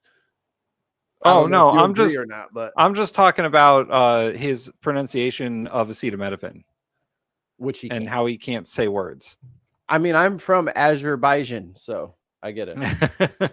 No, we're not talking. We weren't watching this to get Trump's opinion on medicines. We were laughing at him for not being able to pronounce words because he's not a good word guy. No, he's a bad word guy. Which is basically commonly known as Tylenol during pregnancy, can be associated with. I mean, he's just slurring all the words, man. Someone needs to give him a some Tylenol. help. Give him some Tylenol. But I was saying before the How dare video, you? How dare you? My kid was trying to lose her mind in there. I was saying before the video that his further down in this rant that he has, he talks about you shouldn't take aspirin and you shouldn't take Advil because they suck too. It's like, well, then what are you supposed to take for pain? You can't take any of the nothing. The women are supposed to suffer. Just supposed to be in pain. The women are supposed to suffer. It's supposed to be painful for them. Oh, we got a $5, 5 British pounds. Tim Ballum, Sir Paul Nurse. The trouble with science, he has a Nobel Prize, unlike Trump. Did you get this one? Yep. Okay. We talked about it. Just checking. But here's just RFK thinks heroin's great for college kids. Well, RFK thinks that leaving a dead bear in Central Park is a good idea too. Remember when he said no one should take medical advice from me? Yeah. To Congress. He said that to Congress. During his confirmation, he was like, no one should listen. No one should be taking their medical advice from me. But then during his fucking... Okay, so then shut the fuck up about Tylenol. Yeah. But Mikey, he had to find a cause for autism. He said he was going to do it by September. He's got to stick to his deadlines. And by Tylenol, I mean plaintiff A. Right, exactly. Like I would Johnson and Johnson is going to fucking sue somebody. I would sue the piss if I lost $1. I'm suing for $1 billion. Welcome to the United States of Tylenol. Yeah. Because I'm gonna own this bitch if you fucking go out there and say my product does X and you have no. Yeah, he's gonna be careful with his words, but I'm not. Yeah, we noticed, dumbass. Tic Tacs are a placebo. Don't ask Sean Spicer about that. But yeah, Trump has the Tic Tacs. Trump's the Tic Tac guy. When you were trying to escape my stats talk, I was talking about how they can't. They need to release the data on this because there's no way they found a relationship between autism and pregnant women taking Tylenol. They just simply don't have, according to medical research, they don't have a correlation. Well, Tim, what about bottled water? How about people who live inside homes? Or what about people who breathe? Right. All of exactly. these things. Well, when you're doing, like I said, when you're doing linear research and you're trying to figure out a variable's relationship to another variable, when you put in all the data, you find out the strength of their relationship. And if their relationship is not statistically significant, like you can't say that Tylenol causes autism, but you also can't say like breathing air causes autism. There are environmental factors that are weeded out in the scientific process. And any reputable good scientist would say that if you can't find the relationship through research, then it just doesn't exist. You can't just fucking make shit up. Unless you're in the government, apparently. Stupid human primate brain must find pattern. Pattern must exist because my brain love pattern. Get good, feel good juices when find pattern. Must find pattern. There are so many logical fallacies that they are following. Confirmation bias, correlation is not causation, like all of these things. Like they already had it in their minds that like some environmental factor caused autism, or RFK did. No, they weren't. They're selling something. What are they selling? How much money they got into that fucking, what's it called? Into that magic drug that they're trying to push on the kids. How much investment they got on that? What drug are they trying to push on kids? Did you not hear the young lady? No. And those studies haven't happened yet. And on top of all of that, the Trump administration is suggesting that the drug leucovorin can be used. Leucovorin. Who owns leucovorin? Let's find out. How do you spell it? Let me grab it real quick. Trump administration is suggesting that the drug leucovorin. There you go. L-U-E-C. L-E-U. L-E. Sorry, dyslexic. I'm trying to help. Dyslexism. I'm sick of your dyslexism from the left. It's from also the known left. as, it's a vitamin B shot. They want to give people vitamin B. That is an RFK thing from so far back. It's vitamin B. It's folic acid. acid. Shot. It's folic acid. Shot. Which will make anybody feel better for about an hour. A couple hours? Yeah, a couple hours. You feel, I mean, vitamin B6 and B12, that's what they put in all the fucking energy drinks. That's 5-hour energy. Bam. That is like when they used cocaine to treat things because cocaine made you feel better for a little while. Look, Tim, my fever, I don't even care about it now that I've taken RFK Jr.'s Coke tablets. It's literally snake oil. No, it's leucovorin. We can't afford snake oil. Does that work? Should we start taking snake oil? Okay, Tim says we should take snake oil. It will work better. I bought a hot sauce that said it was snake oil. It was hilarious. Rattlesnake oil. It's like this'll cure whatever you got. And I was like, oh yeah, it's so hot it'll clear your sinuses real quick. Snake milk. Tim Ballum, 2 British pounds. Tim just said correlation equals causation. No, See? it does not. But that's what you said. When? Let me go back. I'll pull it up. I said it doesn't. Maybe you meant it doesn't. I had a but you whole said it five. did. I had a whole 5-minute rant about how correlation is not causation. Let's see. What part did he say? Yeah, where's the timestamp? If I am wrong, then so be it. If I'm wrong, it's fake. If I said the opposite of what I just said, then shame on me, I guess. Perhaps you misspoke. Maybe I misspoke, but correlation is not causation. That is a logical fallacy. It's also a scientific fallacy. When people think that two things that happen at the same time fucking have a relationship, they don't. You have to statistically prove they have a relationship. There's so many tests for that. I'm not watching this man for 3 minutes. Not you. Who? This man. Good afternoon, my fellow Americans. Leader Schumer and I voted yes. Are ready to meet with anyone, anytime, at any place to discuss. God, he's so fake. I want to hear what he wants to discuss. I want to meet him. Like, he can't even get his hand signals to match his word timing. Like, you're so fake, dude.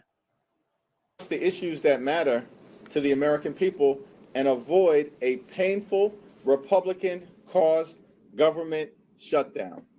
I don't like his Democrats hand gestures. do not support. They're so forced, right? Like, just talk. I will talk to the American people whenever he's like doing like Wing Chun. All Like, right, what do you Speaker do? Jeffries, I'm calling. we're gonna have a discussion. Partisan Republican spending bill because it continues to gut the health care of the American people. A little late for that, don't you Our think? country is in the midst of an unprecedented Republican health care crisis. Republicans have enacted the largest cut to Medicaid in a Why don't you take that 1.7 billion or $1.7 million you got from APAC and put it towards our healthcare? American history. Millions of people Because that will country lose has access free healthcare to for care. everybody. As a result, This from SG in the chat. The Bin Podcast Network. So, considering how they voted on the racist day bill, do you think the Dems will vote to shut down the government, or will they cave in as usual? That is the question. What do you think, Tim? Depends on how Chuck Schumer feels about Trump's poll numbers. If he gets down to 27.381115%, and the Baileys give up. Yeah, I don't know. I think that the Democrats have lost their momentum and their fucking whatever leverage they had the first time they could have done this. So, does it matter at this point? If they shut the government down, will they be blamed? Maybe. 95% of them or 95 of them just voted for. Yeah, about half of them. For let's give the racist his own day bill. And the 95 of those people are no longer Democrats as far as I'm concerned. They're just not. Like, if you believe in democratic policies and you believe in the Democratic Party, you do not support that bill saying that, oh, this is going to calm things down. It is a capitulation and a reimagining of American history. And you're going along with it. They're not going to vote. They're going to keep the government open so they can keep doing this stuff. And then they're going to say, we got some concessions from them. And that's not going to happen. You wonder why I have this nihilism in me. I don't wonder. I just need it to be consistent. Yeah. I don't know what to do about the Democratic Party anymore. I said we should hijack the party. Who? Progressives. There ain't that many of us. It don't look at MAGA. Yeah. It wasn't a lot of them. It was one fucking guy, and he took out 16 Republicans and ate the party alive while its heart was still beating. It crunched their bones. Right, but that they have a Donald Trump. We don't have a Donald Trump. We don't need a Donald Trump. Being anti-Donald Trump works, but they have to fucking stick to it instead of, I don't know, let's get halfway through the fucking campaign and say, actually, I do a lot of the same stuff as Donald Trump, and here's Liz Cheney. But the message works. They just won't fucking faithfully execute it. So they need to go. Get them out of here. Even if we get fucking 40 brand new people in there, green as shit, they're supposed to vote what their constituents want. That's all they have to do. The people don't want this shit. And the fact that the Democrats can't give the people what they want, and what they want is the opposite of this, that's a Democratic problem. The people in leadership are Chuck Schumer and fucking Hakeem Jeffries. Bernie won the fucking primary and they cheated so that it's her turn. That thinking is why we are here. So if anyone is still in this DNC will get us through mindset, you're dead fucking wrong. They gotta go. This can be saved with the Democratic Party. but not with this Democratic leadership. They got to go. All of them. All of them voting yes on bullshit and pacifying racists. They got to go.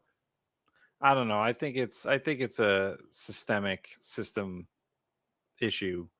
I Right. think that the system perpetuates Hakeem Jeffries and Senator Schumer and all the Democrats in leadership who are so ineffective.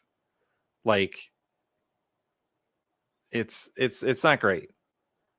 And the system, like, how are you going to take down the DNC? They build the system. They are the party.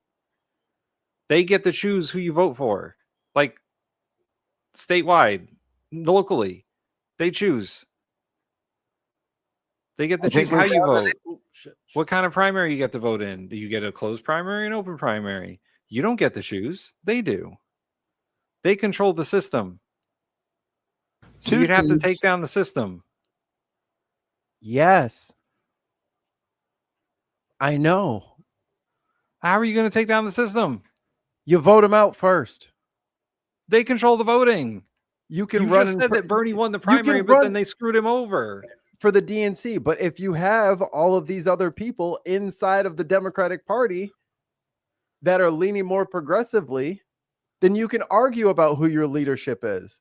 But if it's 7 progressives and then 35 corporate Democrats who refuse to vote or say or do anything except for just do whatever Hakeem and Chuck tell them, that's the fucking problem.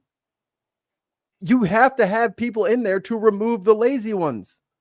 But and as soon as progressives are leaving the party, they're leaving the party to be unaffiliated or to go to small progressive parties. They're not staying with the Democrats. Either way, whether the DNC is hijacked or there's a pro-Dem party, which is what I would prefer.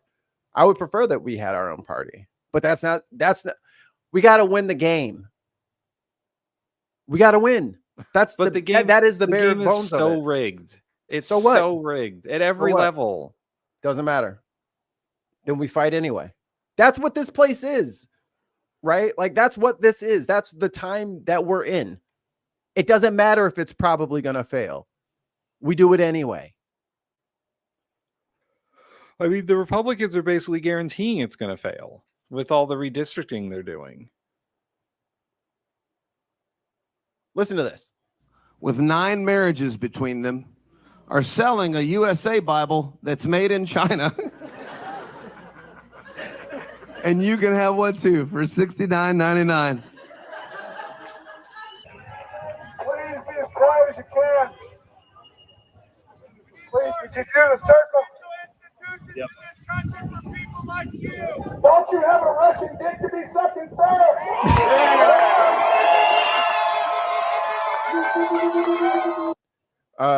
$5 super chat. You need a new equivalent of the Black Panther Party. Parties built around actions, not elections. Yeah, I like. Ooh, gently press the thumbs up button, peeps, or slap that motherfucker. Kiss it. Speaking of comedy, I was at an open mic last night. I was texting Mikey as I was listening to the other comedians do their sets. And I would say roughly half the comedian were doing Charlie Kirk jokes, and it was hilarious. They all just got fired because you said that. They don't even know who they are. But I did a small Charlie Kirk joke. Most of my jokes were Trump Epstein jokes, and the crowd loved it. The local comedy scene has reacted to the Charlie Kirk stuff and the Jimmy Kimmel stuff, and they've decided fuck the people who canceled Jimmy Kimmel and fuck Charlie Kirk. Here we go.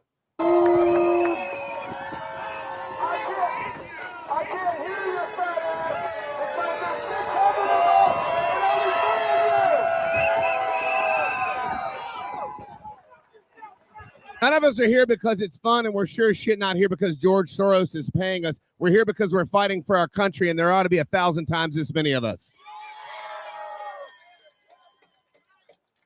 Somebody told me not long ago, they said, you were born for this moment, and I immediately... It's right around like the 2.5 minute mark. There's like the soundbite that I want.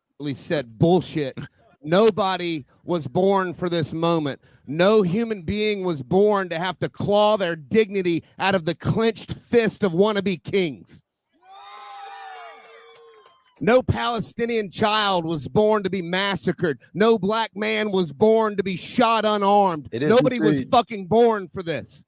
No woman was born to have her bodily autonomy canceled by a man who's never given woman an orgasm. Nobody was born for this. This is the document where Epstein and Trump were accused of raping a child together. And then these are like just pictures of them hanging out and quotes about them saying to each other are their best friends.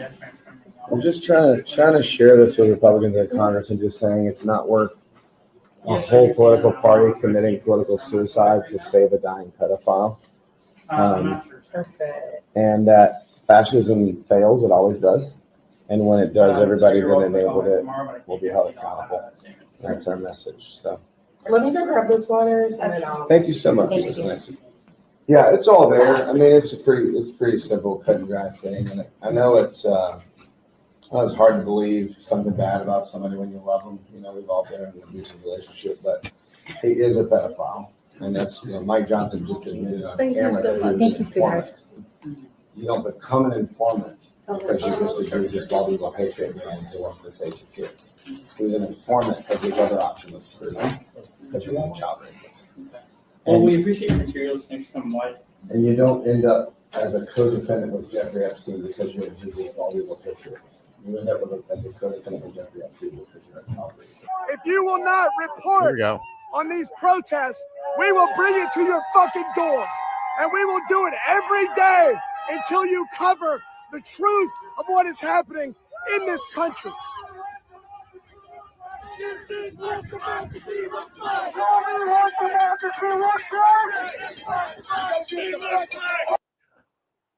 This is the moment we're in. So I get that we have all of these like super like cerebral ideas and what we need to have. Don't matter. You know what I mean? It's MacGyver time. It's whatever the fuck we can get connected to this fucking gum wrapper to an old car battery next to a thing.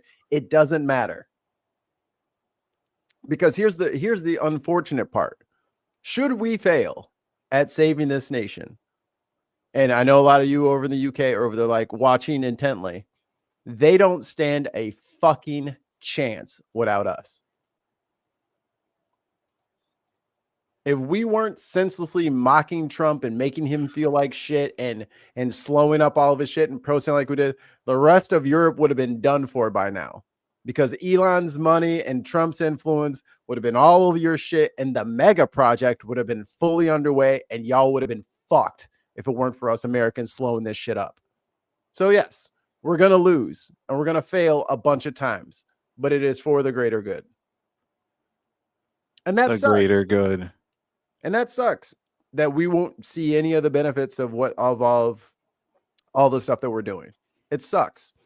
We've been robbed. We got hosed. Our generation, the millennials, have been truly fucked in a way that is hardly even calculable. But this is our cards. Sucks. Such is life. Yes. I was at a local Democratic committee meeting last week, and we had a speaker from the Young Democrats, which is like Democrats under 35, so we don't qualify anymore. But she was talking about how, there are local elections going on in my state, so like town mayors and council and all that are running and all that. And Stratford dog catcher. Get your ballots for the dog catcher. And the local rep for the Young Democrats was talking about how canvassers are terrified to canvass. Yeah. Because you don't know what's out there anymore. Like, people are legitimately afraid of political violence. Yeah. Because the right has promised retribution. And, I went out door knocking on Sunday, and, most of the people that we met were very nice. And you need bullet holes. Yeah.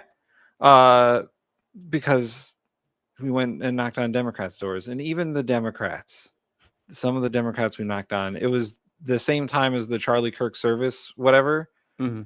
We knocked on this door, and this lady was like, "Oh yeah, I'm watching the Charlie Kirk thing." And we're like, "Ugh." my God. So, and yeah, you know, this was a local election, so it was local matters like school funding and all that stuff.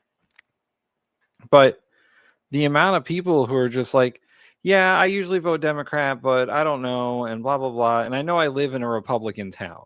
It is like 60-40. But even the Democrats are like, I don't know what we're doing here. They don't have any leadership. But that's the problem. Like, who is going to be the one to step up and like lead Democrats to having a party again? So I think that this is why necessity is the mother of all invention. Whoever the person is, it doesn't matter who the person is, because at the end of the day, they don't even have to be a leader. At this point, people just want someone to echo their thoughts out loud. That's why Charlie Kirk was popular. That's why Trump is popular. Like, that's why these guys appeal in these populist messages, is because they are speaking to what people are dealing with. Now, granted, on our side of things, we're not upset that there's a black pilot. You know what I mean? That's not something that galvanizes us. But guess what's about to start galvanizing a lot of motherfuckers in rural America? Trump fucked up this whole tariff thing, and their crops are going fucking nowhere fast. So instead of running around to all of these red districts and collecting these people's thoughts and wishes and concerns and giving them an outlet to speak on these things, what are the Democrats doing? I'm going to write a letter, and we're going to meet with Trump in 1 week's time. Who fucking cares? I'm glad that you feel good that you have it on your calendar that you're going to talk to the president. Who fucking cares, Democrat leadership? Get off your lazy, fucking privileged, rich ass and go to rural New York and go talk to those people. Go to fucking Oklahoma. Go to Kansas, Louisiana, Arkansas, Florida, Georgia, Birmingham. Go to these places where these people are about to get absolutely bulldozed by all these policies. Tell them that there is something different. And where are our people? Sitting on their asses waiting for the next APEC check to come so they can go put it in their fucking bank account. Well, I mean, isn't that the problem? Isn't it that the leadership class in the Democratic Party and the DNC, they also don't want to rock the boat because they like the system? It doesn't matter at this point because the system of the past is gone. It is gone. They're the last. That's why they look so fucking stupid all the time out here defending a system that doesn't exist. They're playing by rules that do not exist. They're assuming that the pendulum is going to swing back to them. Who is going to take on like Senator Schumer or Hakeem Jeffries and like unseat them? Because unfortunately, AOC could totally unseat Schumer. Easily. Unfortunately, the most effective way to win an election is to have won the election previously. Like, incumbents win 90% of the time. It's just a fact. Okay. So even if you sweep some people out of office, 90% of those fuckers are still going to be there. That's what happens in every election. I can't remove them and they still be there. Wait, what? You said if I sweep 90% of them out, they'll still be there. It's like, wait. Oh, no. If you sweep out, you can sweep out 10% at best in any good election. Like in any election where you have an advantage, you can get out 10% of incumbents. Most of these people live in safe districts that they'll never get voted out of. What's the current popularity rating of Democrats right now? Worse than the Republicans. You sure that they're just going to keep their this is what I'm saying. The old politics is gone. The game board has updated. And if we continue to play by the old rule, like all of these red districts are up for grabs. Wait till these VA hospitals start closing and shit. All of these places are up for grabs. The politics of the person, of the citizen, is the soup of the day. And who wants to serve the soup of the day? Will it be the Republicans? Will it be the Democrats? The Republicans have no intent on serving food. And then the Democrats are like, well, here's a picture of some food. isn't this the best picture that you've ever seen of food? That's not what people want. None of this shit like that. None of this shit is going to work for Republicans or Democrats the way that it is seated. It isn't. They have totally fucked the economy. They have fucked the housing market. Schools are fucked. If you don't want to speak to the people, for the people, good luck getting a vote. All this Texas shit, none of that shit's going to matter when they're hungry, dog. When you keep putting in these fucking data centers and their fucking electricity bill is $500 a month, they ain't voting for you. Well, I agree that the redistricting in Texas and probably California too is not going to have the effect that they want, because by doing the things that they're doing is they're thinning out the districts that already had an advantage in order to give other districts an advantage. So instead of one district having a 10-point advantage, two districts might have a 5-point advantage. Right. And that's not good for them if the election is not going to go their way. Especially since prices have not gone down. The ISIS keeps grabbing U.S. citizens and like all of this macabre theater that we are beholding is bad for poll numbers, is bad for all you have to do is say, I won't do any of this and I'll help stop it. You win. And the Democrats cannot figure out that not taking corporate money, not listening to lobbyists, and just saying, I will not let them continue this. And I will stay out of the fucking mix of people trying to take advantage of you. They can't do it.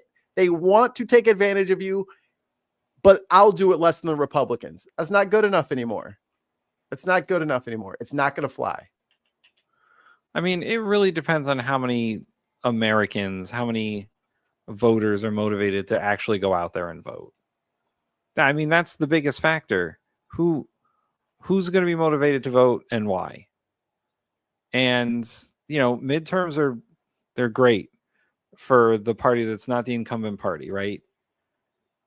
However, man, Donald Trump has hit his floor for approvals. He always has. He has a floor and a ceiling, and it's like 35 to 50. Those are his lowest and his highest numbers. Other Republicans people don't react to other Republicans the way they act to Donald Trump. Their local and state and sometimes congressional representatives, they're perfectly fucking fine with. Or they have no choice because they're in such a crazy gerrymandered district, it doesn't even matter. Like, that's the system I'm talking about. People don't care. They don't. The middle ground of America couldn't give two shits unless it is greatly affecting their lives. And like you said, Mikey, if it does greatly affect their lives, then they will come out. But the dependent variable here is how much pain do they suffer before they vote? And I'm not saying this to be flippant. It doesn't matter as long as you have your net ready to catch the fish. So whether it's 100,000 fish or if it's 30 fish, we're not going to catch any of these people by fucking writing letters to Trump saying, can I sit in your office and let you lecture me for 45 minutes? Like, that's not doing it. That's not a net. They're not trying to win. That's what I'm saying. The DNC is cooked. They're not trying to actually turn this around. They are still playing by 1993 rules. And they refuse to get off that shit. Trump done ate all of the Republicans, and the bones of the remains have become his little Jason and the Argonauts fucking henchmen. They are not standing up to him. Like a few, maybe like 20, maybe 20 of them overall have either I'm not running again or I switched to the Democratic side, but that's it. All the rest of them just joined with the horde. They joined. That's fine. Let them go over there. Democrats, are you going to put up the counter message? Well, we'll put like half a counter message. Great. That's where you stand. The counter message is still right there on the counter, ready for somebody to pick it up and run with it. Bernie has stayed Bernie popular this whole time without changing policy once. The message is the message.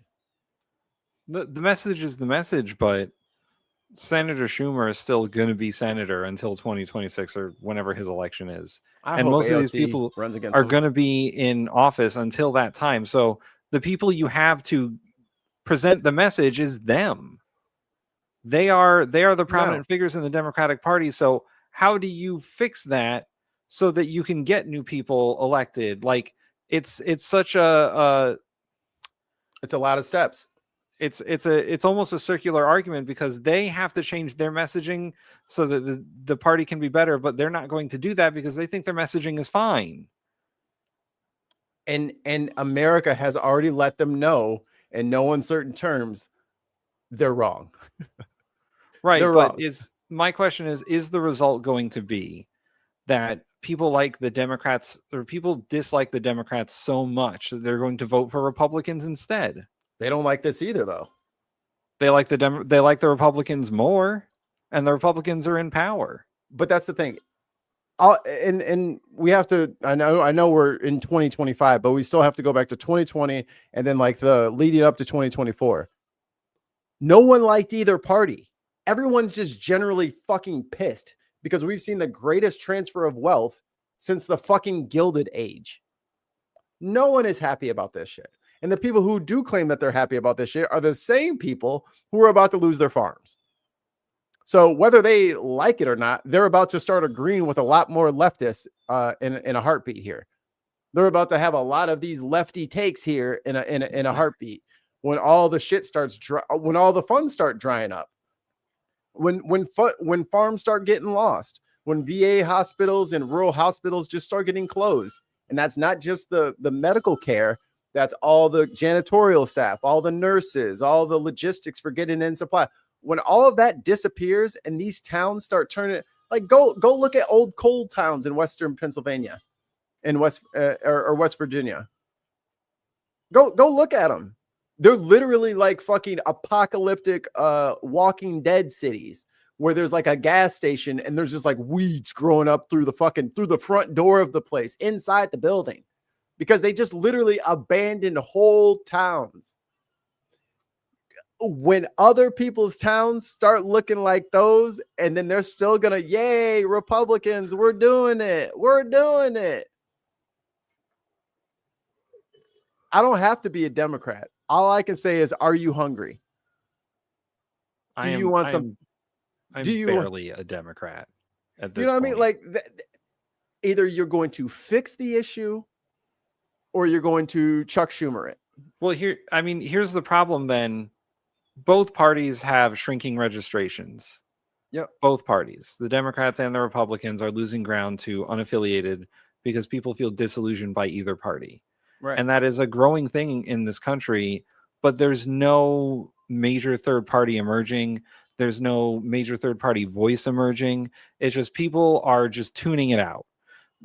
There's a study that I've read that Americans view politics as something that happens to them rather than something they can change. Right. That is the thought in this country. More than 50% of Americans believe that they cannot change the system. It is just something that happens in their lives. How do you change that? Okay, first of all, we need to educate. Because a lot of times, and this is why I don't argue with MAGA people unless they can tell me who their representative is. Right. And then they'll be like, oh, no. I'm like, no, not your senator. Who's your rep? And then who's your state rep? And then they don't know. Like, we don't get to where we need to be unless people understand the process in the first place. Because all this shit, like, I hear what you're saying and about like people are not going to like, this is like the boring, wonky politics stuff isn't going to appeal to them. Right. They don't have a choice. Like that's the big fucking misnomer here. They don't have a choice on whether or not they get a better life. They either choose a better life and start giving a shit about the local politics for them, or they starve. So some of them will starve before they decide to make those decisions, and I feel for those people. But either way, the question still stands. Do you want people like Plattner or like that comedian guy? What if he started, you know what I mean? Like, we're at that point now. So there isn't going to be this separate political class of person who's going to run our government anymore. That isn't going to happen, because after all of this MAGA shit gets fucking ripped down off of the walls and we fucking have to start putting shit back together, we have enormous vacancies in the bureaucracy for shit that needs to get taken care of. That is where normal people come in. This is where the experts come back in. Oh my goodness. Let me get this little girl. I'll be right back. She just wants more freaking snacks. She's fine. Golly.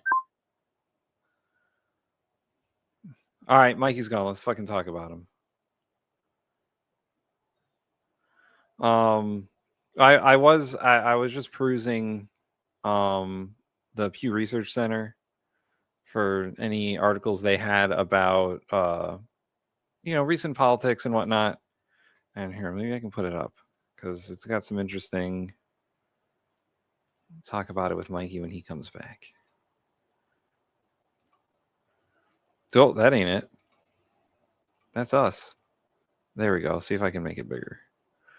So this is a graph of there's a high demand for changes to the political system in most countries in the survey, but many lack confidence. What is this a graph of? Political system needs complete change or reform. So this is a graph of what different countries think about their political system and whether it needs change or reform. And let's see, we can see here, go away privacy notice, I'll accept the cookies. The US, 49% say they're not confident the system can change.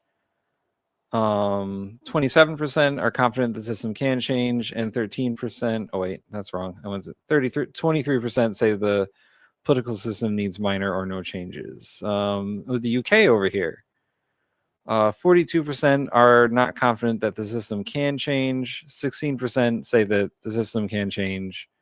And a big 41% says the political system only needs minor changes.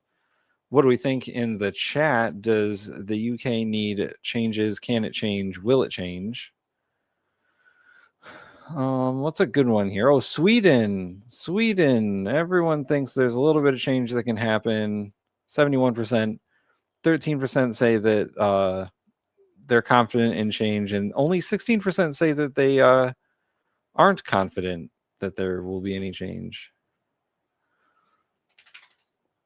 But that's something I was looking at. In many countries, support for political and economic change go hand in hand. What is this graph of? The percent who say political systems in their country needs complete reform or major changes, and the percent who say their economic system needs complete reform or major changes. So where's the US on this one? Where are we? I don't see us. Oh, here we are. Wow, we're pretty high up there. This is about like what? Whew. Oh no, it's gone. It's gone. What did I do? There we go. So it looks like over 60% say our political system needs major change, and over 60% says our economic system needs major change. Mikey, I found graphs. Okay. So we were just talking about this graph up here. This is a survey of many countries and their people and whether or not they think their system needs or will change. And in America, 49% of people are not confident that the system can change. 27% are confident that the system can change, and 23% believe that the system either needs minor changes or no changes. So half the country believes that the system just can't change. Half the country is children, and the other half of the country is old people, and the other half of the like. Okay, not half the country, half of adults. Half of adults believe that the country can't change. Yeah, but these people are also paste eaters. Like I don't like you don't know their demographics. But this is the thing, though. I don't care if the bull is smart or stupid. I need him to pull the plow. That's how Republicans treat politics. You manipulate people into getting what you want. Unfortunately for Republicans, what I want is more stuff for people and less stuff for corporations and billionaires. That's inconvenient to their thing, but people, I think, would agree with that they should be able to keep most of their stuff and that the rich people should have to pay more. That's not ask though. Well, I mean, that's the second graph here. The second graph is percent who say that we got the I think this is the y-axis going up. Percent who say that the political system needs major reform or change, and then the x-axis is percent who say the economic system needs major reform or change. And America looks to be about maybe 70% on the political reform and about 65% on economic reform. So everyone agrees. Well, the majority of people agree that reform needs to happen, but half think that it can't happen. Because half of people don't even understand that there are midterm elections. They are stupid. That is, but I mean, they are dumb, and they need to watch cool shows like ours to be inspired to change the system. But if they do not get the information, and I think they're going to get a very big crash course in the information when their fucking life starts to fall apart. Oh, I forgot to look where the UK is on this. The UK is pretty in the middle. It looks like 60% economic and 60% political. I get why Nigeria is up there. I get that. The corruption, yo. Every time I look up Nigerian news, I'm like, God damn, not 120 kids out of a school. Oh, and by the way, they do put the correlation factor up here. Usually the correlation usually is between 0 and 1, so 0.82 is pretty high on correlation. So this is a linear regression, right? These two factors are correlating highly. Mm-hmm. Like people who want political change also want economic change. That's the correlation you're getting here. And it's a small slice, but the way that people generally rebelled at just the thought that Elon Musk was going to be influencing their election drove Wisconsinites insane. Yeah. And all that and all the sweet, buzzwords that the Republicans use, they always work great until, I mean, everyone, I hate Obama. I hate Obamacare. You know what else they hated? The fact that pregnant women being pregnant was used as a pre-existing condition. Yeah. Well, and insurance companies were able to fuck people over because of that. Like, they may not, like, that's what I'm saying. Like, I get that people have these political teams and names and labels and terms that they like to use for shit. I'm here at the base level. I'm here at curb height, curb weight. I'm over here on the real side of this shit.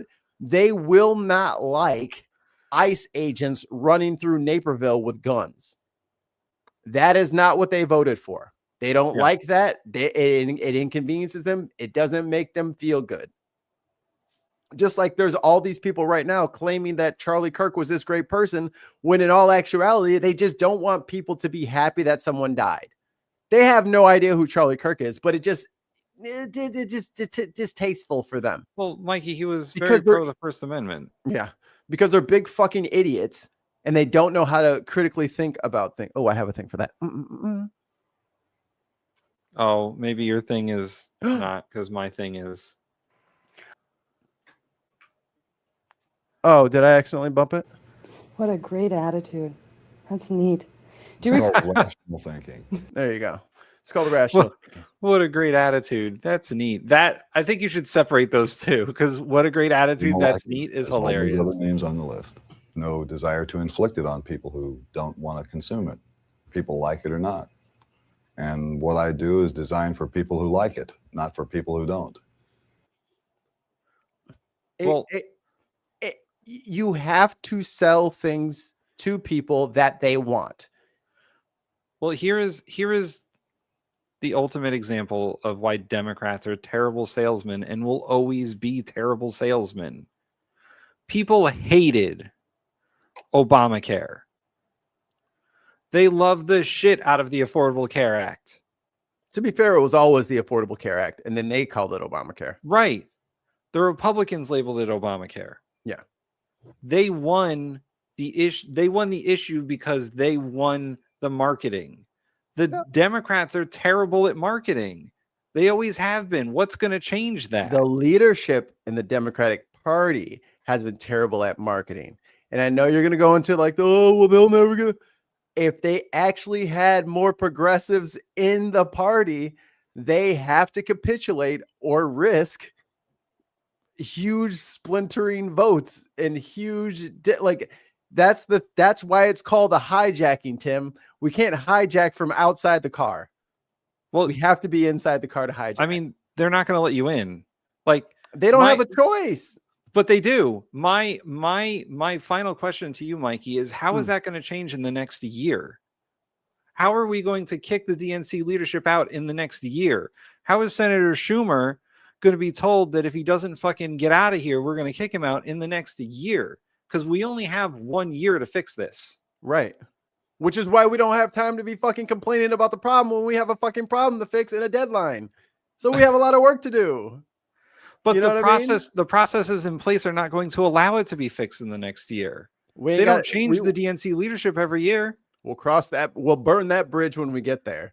In the meantime, everyone's job should be maintaining a level of acumen on the body politic, the likes of which they've never done before. By subscribing to the channel, you have to fucking need to start supporting the real independent media that's out there. That's what it look at how CNN, MSNBC, Fox News, all of them, they have all stopped covering things that are actually important to people, and they only cover things that get them clicks because they have a profit motive. Yeah, I now mean, I could go out there and just find bikini try-on videos and we could react to that. I'm sure we'd have a lot more people in here. As long as we're not reacting to people reacting to that.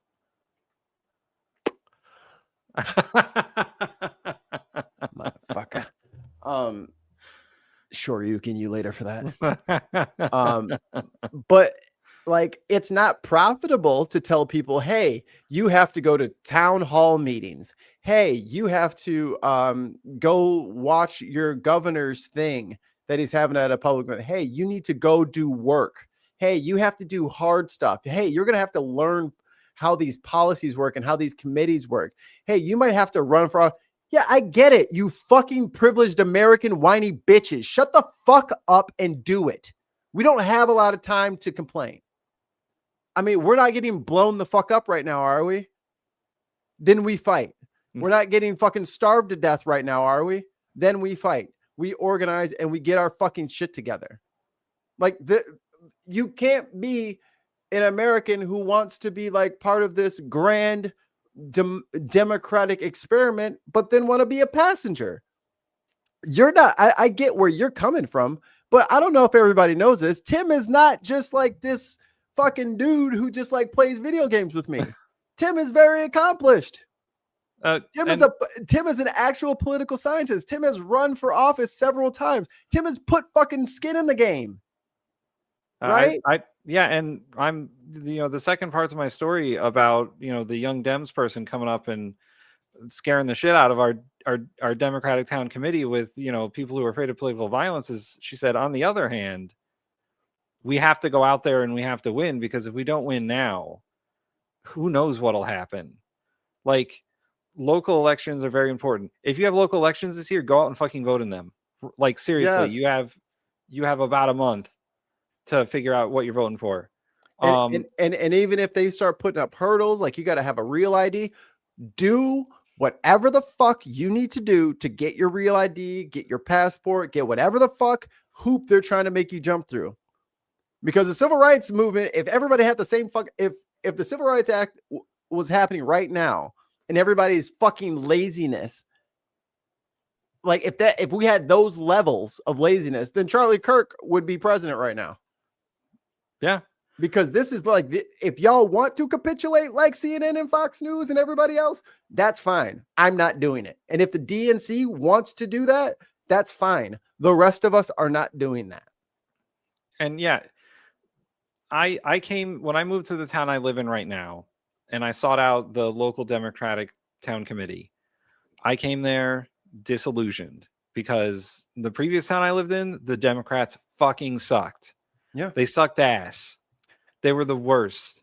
They were toxic, and I hated them. Fucking thing sucks. Exactly. And I went to this DTC, and they are browbeaten. they haven't won an election in forever. And I said to myself, now's the time to party build with these people. They know the town. I know how to fucking organize. So that's what I'm doing for them. I'm organizing their campaign and organizing their canvassing operations. And they asked me to be a candidate on day one. I was like, nah, if I'm a candidate, I can't help you organize. Right. So I'm doing what I can to rebuild this Democratic Party in my town. Right. And hopefully they can win future elections. It's not about winning this election. This election is going to be rough for them no matter what they do. Right. But it is about helping the Democrats in the state and nationally win the midterms, because boy, if the Democrats don't win in the midterms, that is not good. That's cooked. That's game. That's game, set, match. Yeah. Okay, sorry. And I'm in a battleground congressional district now. Like, Joanna Hayes has been the most vulnerable Democrat in Connecticut for the last 2 elections, because this county, this fucking district is so Republican. Right. Like, for Connecticut, it's 50-50, and she's been winning by the skin of her teeth. So like, she's one of the ones that's going to be vulnerable. She's one of the ones that's going to be, they're going to try and put someone up against her. And we got to win it, because the Democrats have to keep their seats and win some seats. And this is where being the underdog comes in your favor. She can say, look, I've only been winning by the skin of my teeth. No APAC money, no big lobbyist money, no war money, just money from you great Connecticuters. I mean, she can say that she voted no on fucking Charlie Kirk. You know what I mean? Like, this is the time to use the bully pulpit from the actual moral high ground. Because some people still remember what the world was like before all this bullshit and gaslighting and up is down and left is right. Before all of that, there was a normal time period. Not saying we're going back to that normal time period, but since we both remember that time period, we can recognize that this is some bullshit. Like, look at Plattner. Plattner's not saying anything crazy. He's got no radical agenda, no super cool policy idea that no one's ever thought of before. Like, Mamdani is like the rare exception where not only is he dynamic, but he's also bringing forth policies that are transformative, utterly transformative. Like, if the buses in New York become free, what the fuck? Yeah, What? if he lowers the price of halal food, holy shit, bro. I mean, how do you say, all right, now I am going to start put the things back on the buses? Who's the guy who's the candidate that's going to say, I'm going to start charging on the bus again? And that's how this shit works. Like, every other fucking piece of the bureaucracy gets carve outs for their friends. There are none carve outs for the regular people. That's crazy. Well, and that's the thing, is that like regular people we don't have lobbyists. There's not a lobbyist for the regular fucking guy or girl or whatever. Like, they just don't exist. Special interest groups for everything else exist, but the average American citizen. Tim, I talked to the Baileys. Yeah. No, they like to listen. All politicians do that. They either make up someone or they just talk about like, oh, the regular American in my district, blah blah blah. Like, just talk like regular people. You ain't never lied, Tons. You ain't never lied. I think if Democrats really cutters, we're called nutmeggers. Actually, it's more ridiculous than you think. Because Connecticut was big in the nutmeg trade in colonial times. Listen, don't think too hard about it. Connecticut's part of Big Nut.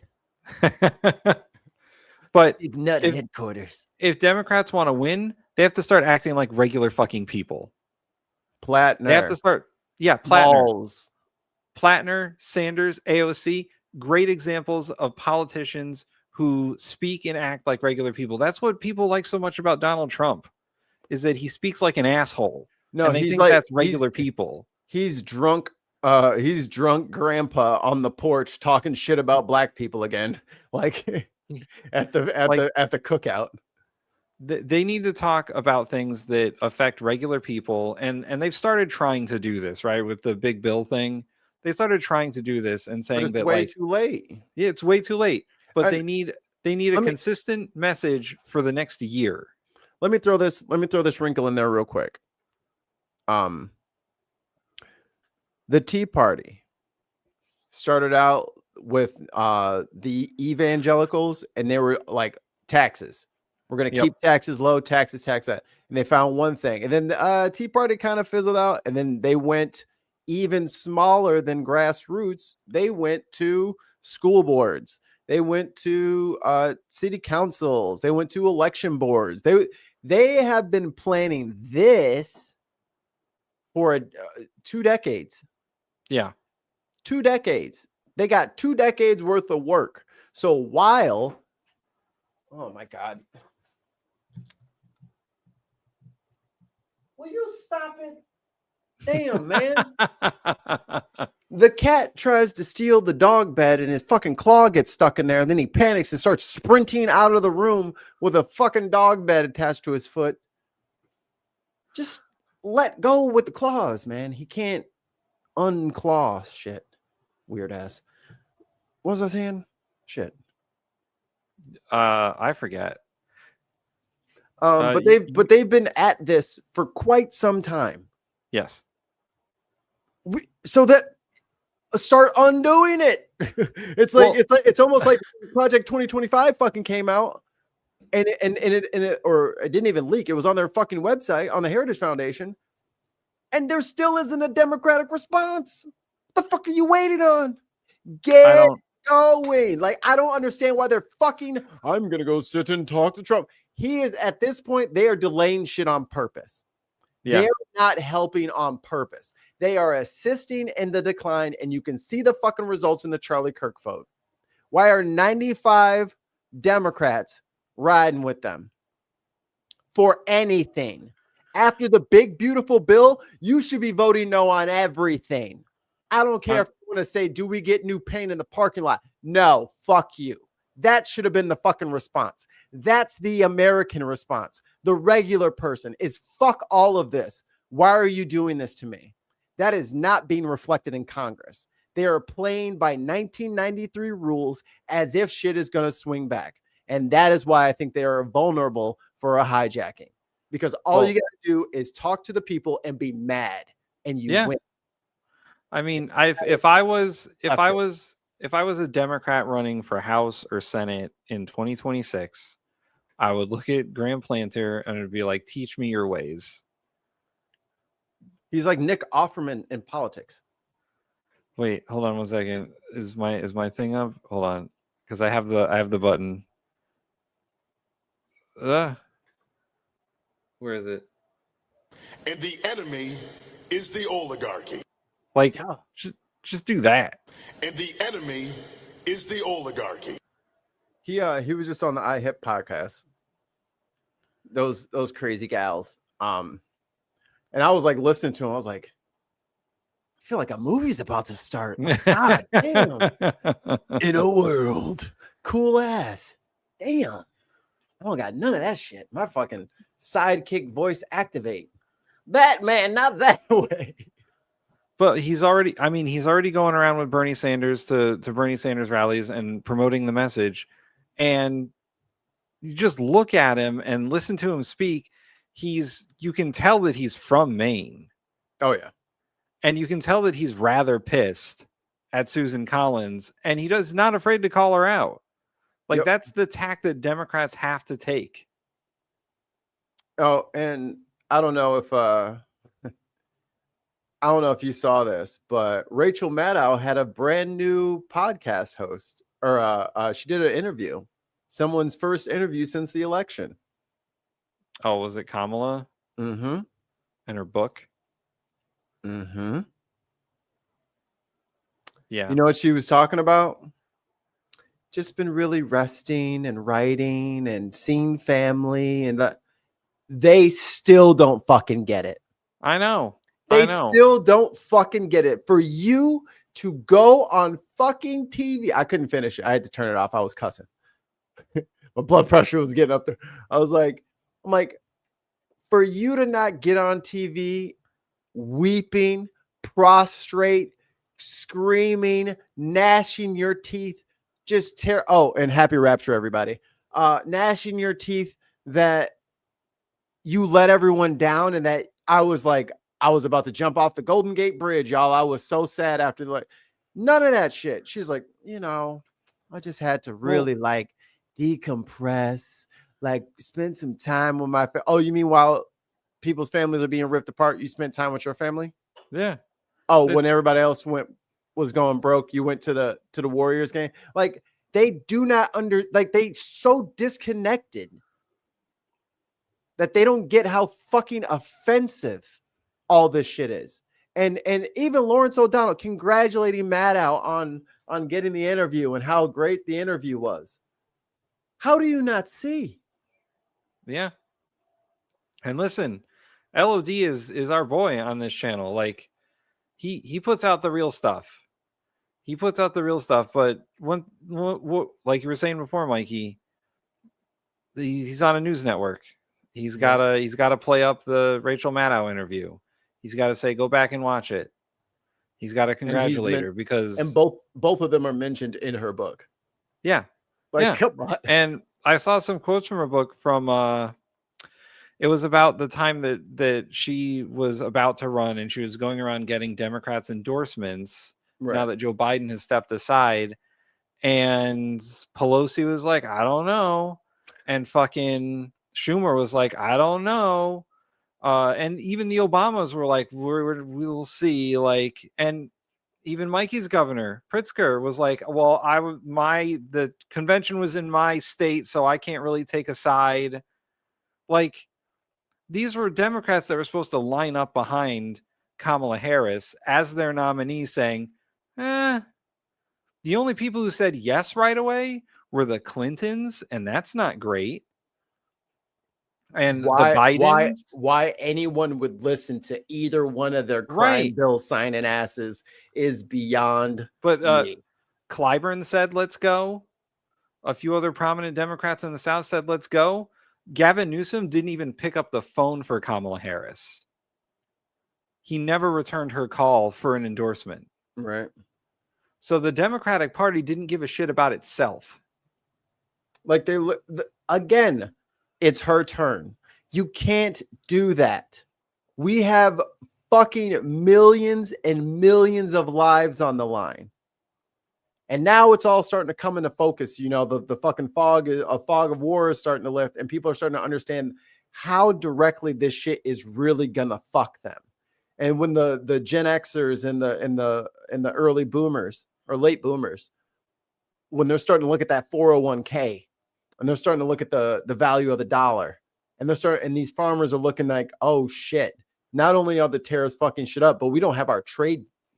We're going to lose our contracts. These people are just completely avoiding us and finding new routes for commerce around us, going around us, and have no intention on going back. People are planning for a post-America Earth. I mean, they fucking should. I mean, to be fair, they should. but this is where the politic is going. This is where we're trying to, and this is where we're trending. And you're just, relaxing, spending time with family, working on my book. It's not real to them. No, and it's not real. The other thing is, and this is especially true about Congress. They're all friends. They're all part of the same clubs. Regardless of what they say about each other, for the most part, nobody actually likes Marjorie Taylor Greene or Lauren Boebert but Ted Cruz hangs out with people, Yeah. Bernie Sanders hangs out with his great accents. Right. These guys spend a lot of time with each other, and they don't want to lose their special clubs. And it's wholesale, all of them. Yep. And that's why you'll get 100 Democrats voting for this Charlie Kirk nonsense It's not. It has nothing to do with the actual politics of it. It has a lot to do with hurting relationships and friendships that they shouldn't care about, And donors. that they shouldn't care about. If Congress worked the way it was supposed to work, not one Democrat would vote for that bullshit. Not one. It would still get passed because there's 217 Republicans or whatever. Yeah. But not one Democrat would have voted for it, and they would have rallied against it behind AOC when she did her speech. I didn't see any other Democrats there. And they all would have came up and gave a speech. And she didn't go up there all inflammatory and going off the handle. She wore black. She knew she was going to be on TV. Serious and solemn. I get it, but this is wrong. Yeah. Charlie Kirk isn't the guy you thought he is. Sorry.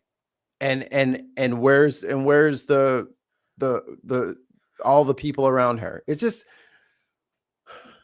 whether the Democrats want to admit it or not, they are done. The current DNC is done. Whether it's through attrition or whether it's through resignation, they are done.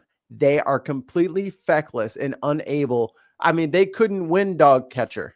You know, they wouldn't be able to do it because they would spend $1 billion and then, you know, and then they would still lose it by fucking 30 points. Like, they don't know what they're doing. They're playing the wrong game. They're the wrong pick for the job. They need to go. They have no fucking where's the Project 2028 to fucking get us out of this? Yeah. They haven't said a fucking word. They all got sent home on fucking recess 65 fucking times. Did they go out and fucking do anything? Like 10 of them. And that was just a town hall. Where's the Democratic establishment devising policy to get us out of this? Where is it? That they don't have that infrastructure. And if they do, that infrastructure is ineffective. I know there are Democratic think tanks out there. There are. Right. But they don't have the kind of pull that, say, a Heritage Foundation does, or the Cato Institute, or some of these other Republican think tanks, because they're not good at messaging. They didn't put together a 2025 project. A black woman. What? I think they should. Oh, I see. That's hilarious. But that's what you're right, Mikey. That's what the Democrats need. They need a national plan. That's not some fucking slogan. Right. That's not some fucking platitude. Better? Yeah. Build Back Better was literally an infrastructure plan that had appropriations and all kinds of carve outs for this sector and that sector. And then they just said, nah, never mind. We're just gonna let all this Trump shit rock. We're gonna drill, baby, drill, and keep it like that's Biden. He pretended to be on the left. He pretended. I don't know why people don't get that shit. The Democrats need a plan, and they've been playing the wrong game since 2016. Hillary Clinton she was the wrong candidate, and she ran the wrong campaign, and she was playing from, like you said, old playbooks that don't work anymore because of Donald Trump, because of populism. And populism is a problem throughout the political spectrum. But populism only works if the material conditions of the people aren't met. And that's true. Like, if you don't do NAFTA, maybe Trump doesn't have a leg to fucking stand on when you fucking buried all, you know what I'm saying? Like, no, yeah, that's true. The sacrifices that they made for these booming economies and got us into the service sector, that's fine. But what about those people? And they just said, fuck those people. You can't do that. You have to govern as if everybody has, it's fucking Squid Game. We all have to make it. And if you keep leaving people behind and they somehow grab the ledge of the thing and they pull themselves up and save themselves by their own thing, they will resent you forever.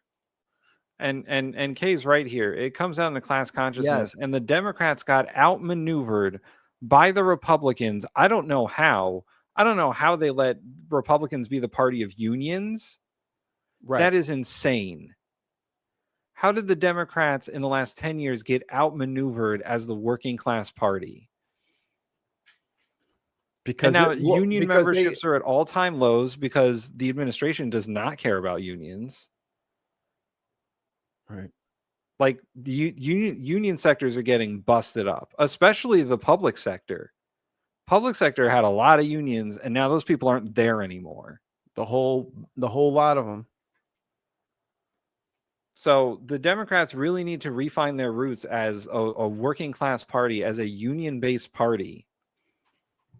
Like there's no protection there's no Democratic plan to protect workers. Like unless you're Bernie Sanders, like he's the only one. He's the only one. In fact, when Bernie Sanders got the call from Kamala Harris asking for his endorsement, he said, make sure you don't forget the workers and don't capitulate to the billionaires. Well, what if instead I capitulated only to the billionaires and I don't remember, and I don't remember the other part? And Bernie's the only one that said that, by the way. Bernie's the only one that's like, protect workers and fuck the billionaires. Everyone else was like, either yes, I'll endorse you, or no, because I have feelings. And the thing is, they keep saying like, oh, they're going to leave. Good. I don't want them. Get the Smaug dragon the fuck out of here. I would love for him to go to a different mountain. Go over there. He can go to the UK. That'll be fun. They'll love him. They'll love him over there. They'll put him on a flag. On a field of dirt. I did have another thing, but it was about the Taliban and Trump and their negotiations. I see. Trump negotiated with the Taliban. He said, "Yeah, we want our air force, we want our air base back, or our military base." Oh, right. Back. He wanted that air base back. I heard about this. He wanted the Afghanistan air base back. Yeah, he's like, I'm gonna need that airfield, and so I'm gonna be reaching out and calling the Taliban next week. Here's the Taliban's response. I'm sure it was kick rocks. Oh, they're not going to do a thing. It says lately there have been claims from some that we are holding talks and negotiations with the Islamic Emirate of Afghanistan to regain Bagram airfield base. Yeah, and that we are engaging with them. با امارت اسلامی افغانستان به خاطر باز پس گرفتن میدان هوایی بگرام داخل گفتگو مذاکره هستیم. Don't make me put you on 1.5 speed in another language. از روی زور نتونستیم از روی They say we could not achieve it by force and therefore seek to obtain the air through political interaction. می‌خواهیم که ما پس این منطقه را به دست بیاوریم. ایرا برای هموطنای عزیزی خود برای مردم افغانستان برای مردم مسلمان افغانستان ایرا ما اطمینان میدیم. این که We assure you that ceding even an inch of our soil to anyone that is out of the question and impossible. So hilarious. Yeah, Trump, that's not going to happen, brother. Are you stupid? Yeah. You're going to negotiate with the Taliban? Well, he did it originally to give up the air base. He was the one that did that. For the crown jewel Bagram airfield? Like that, for sentimental reasons, they will never give that up.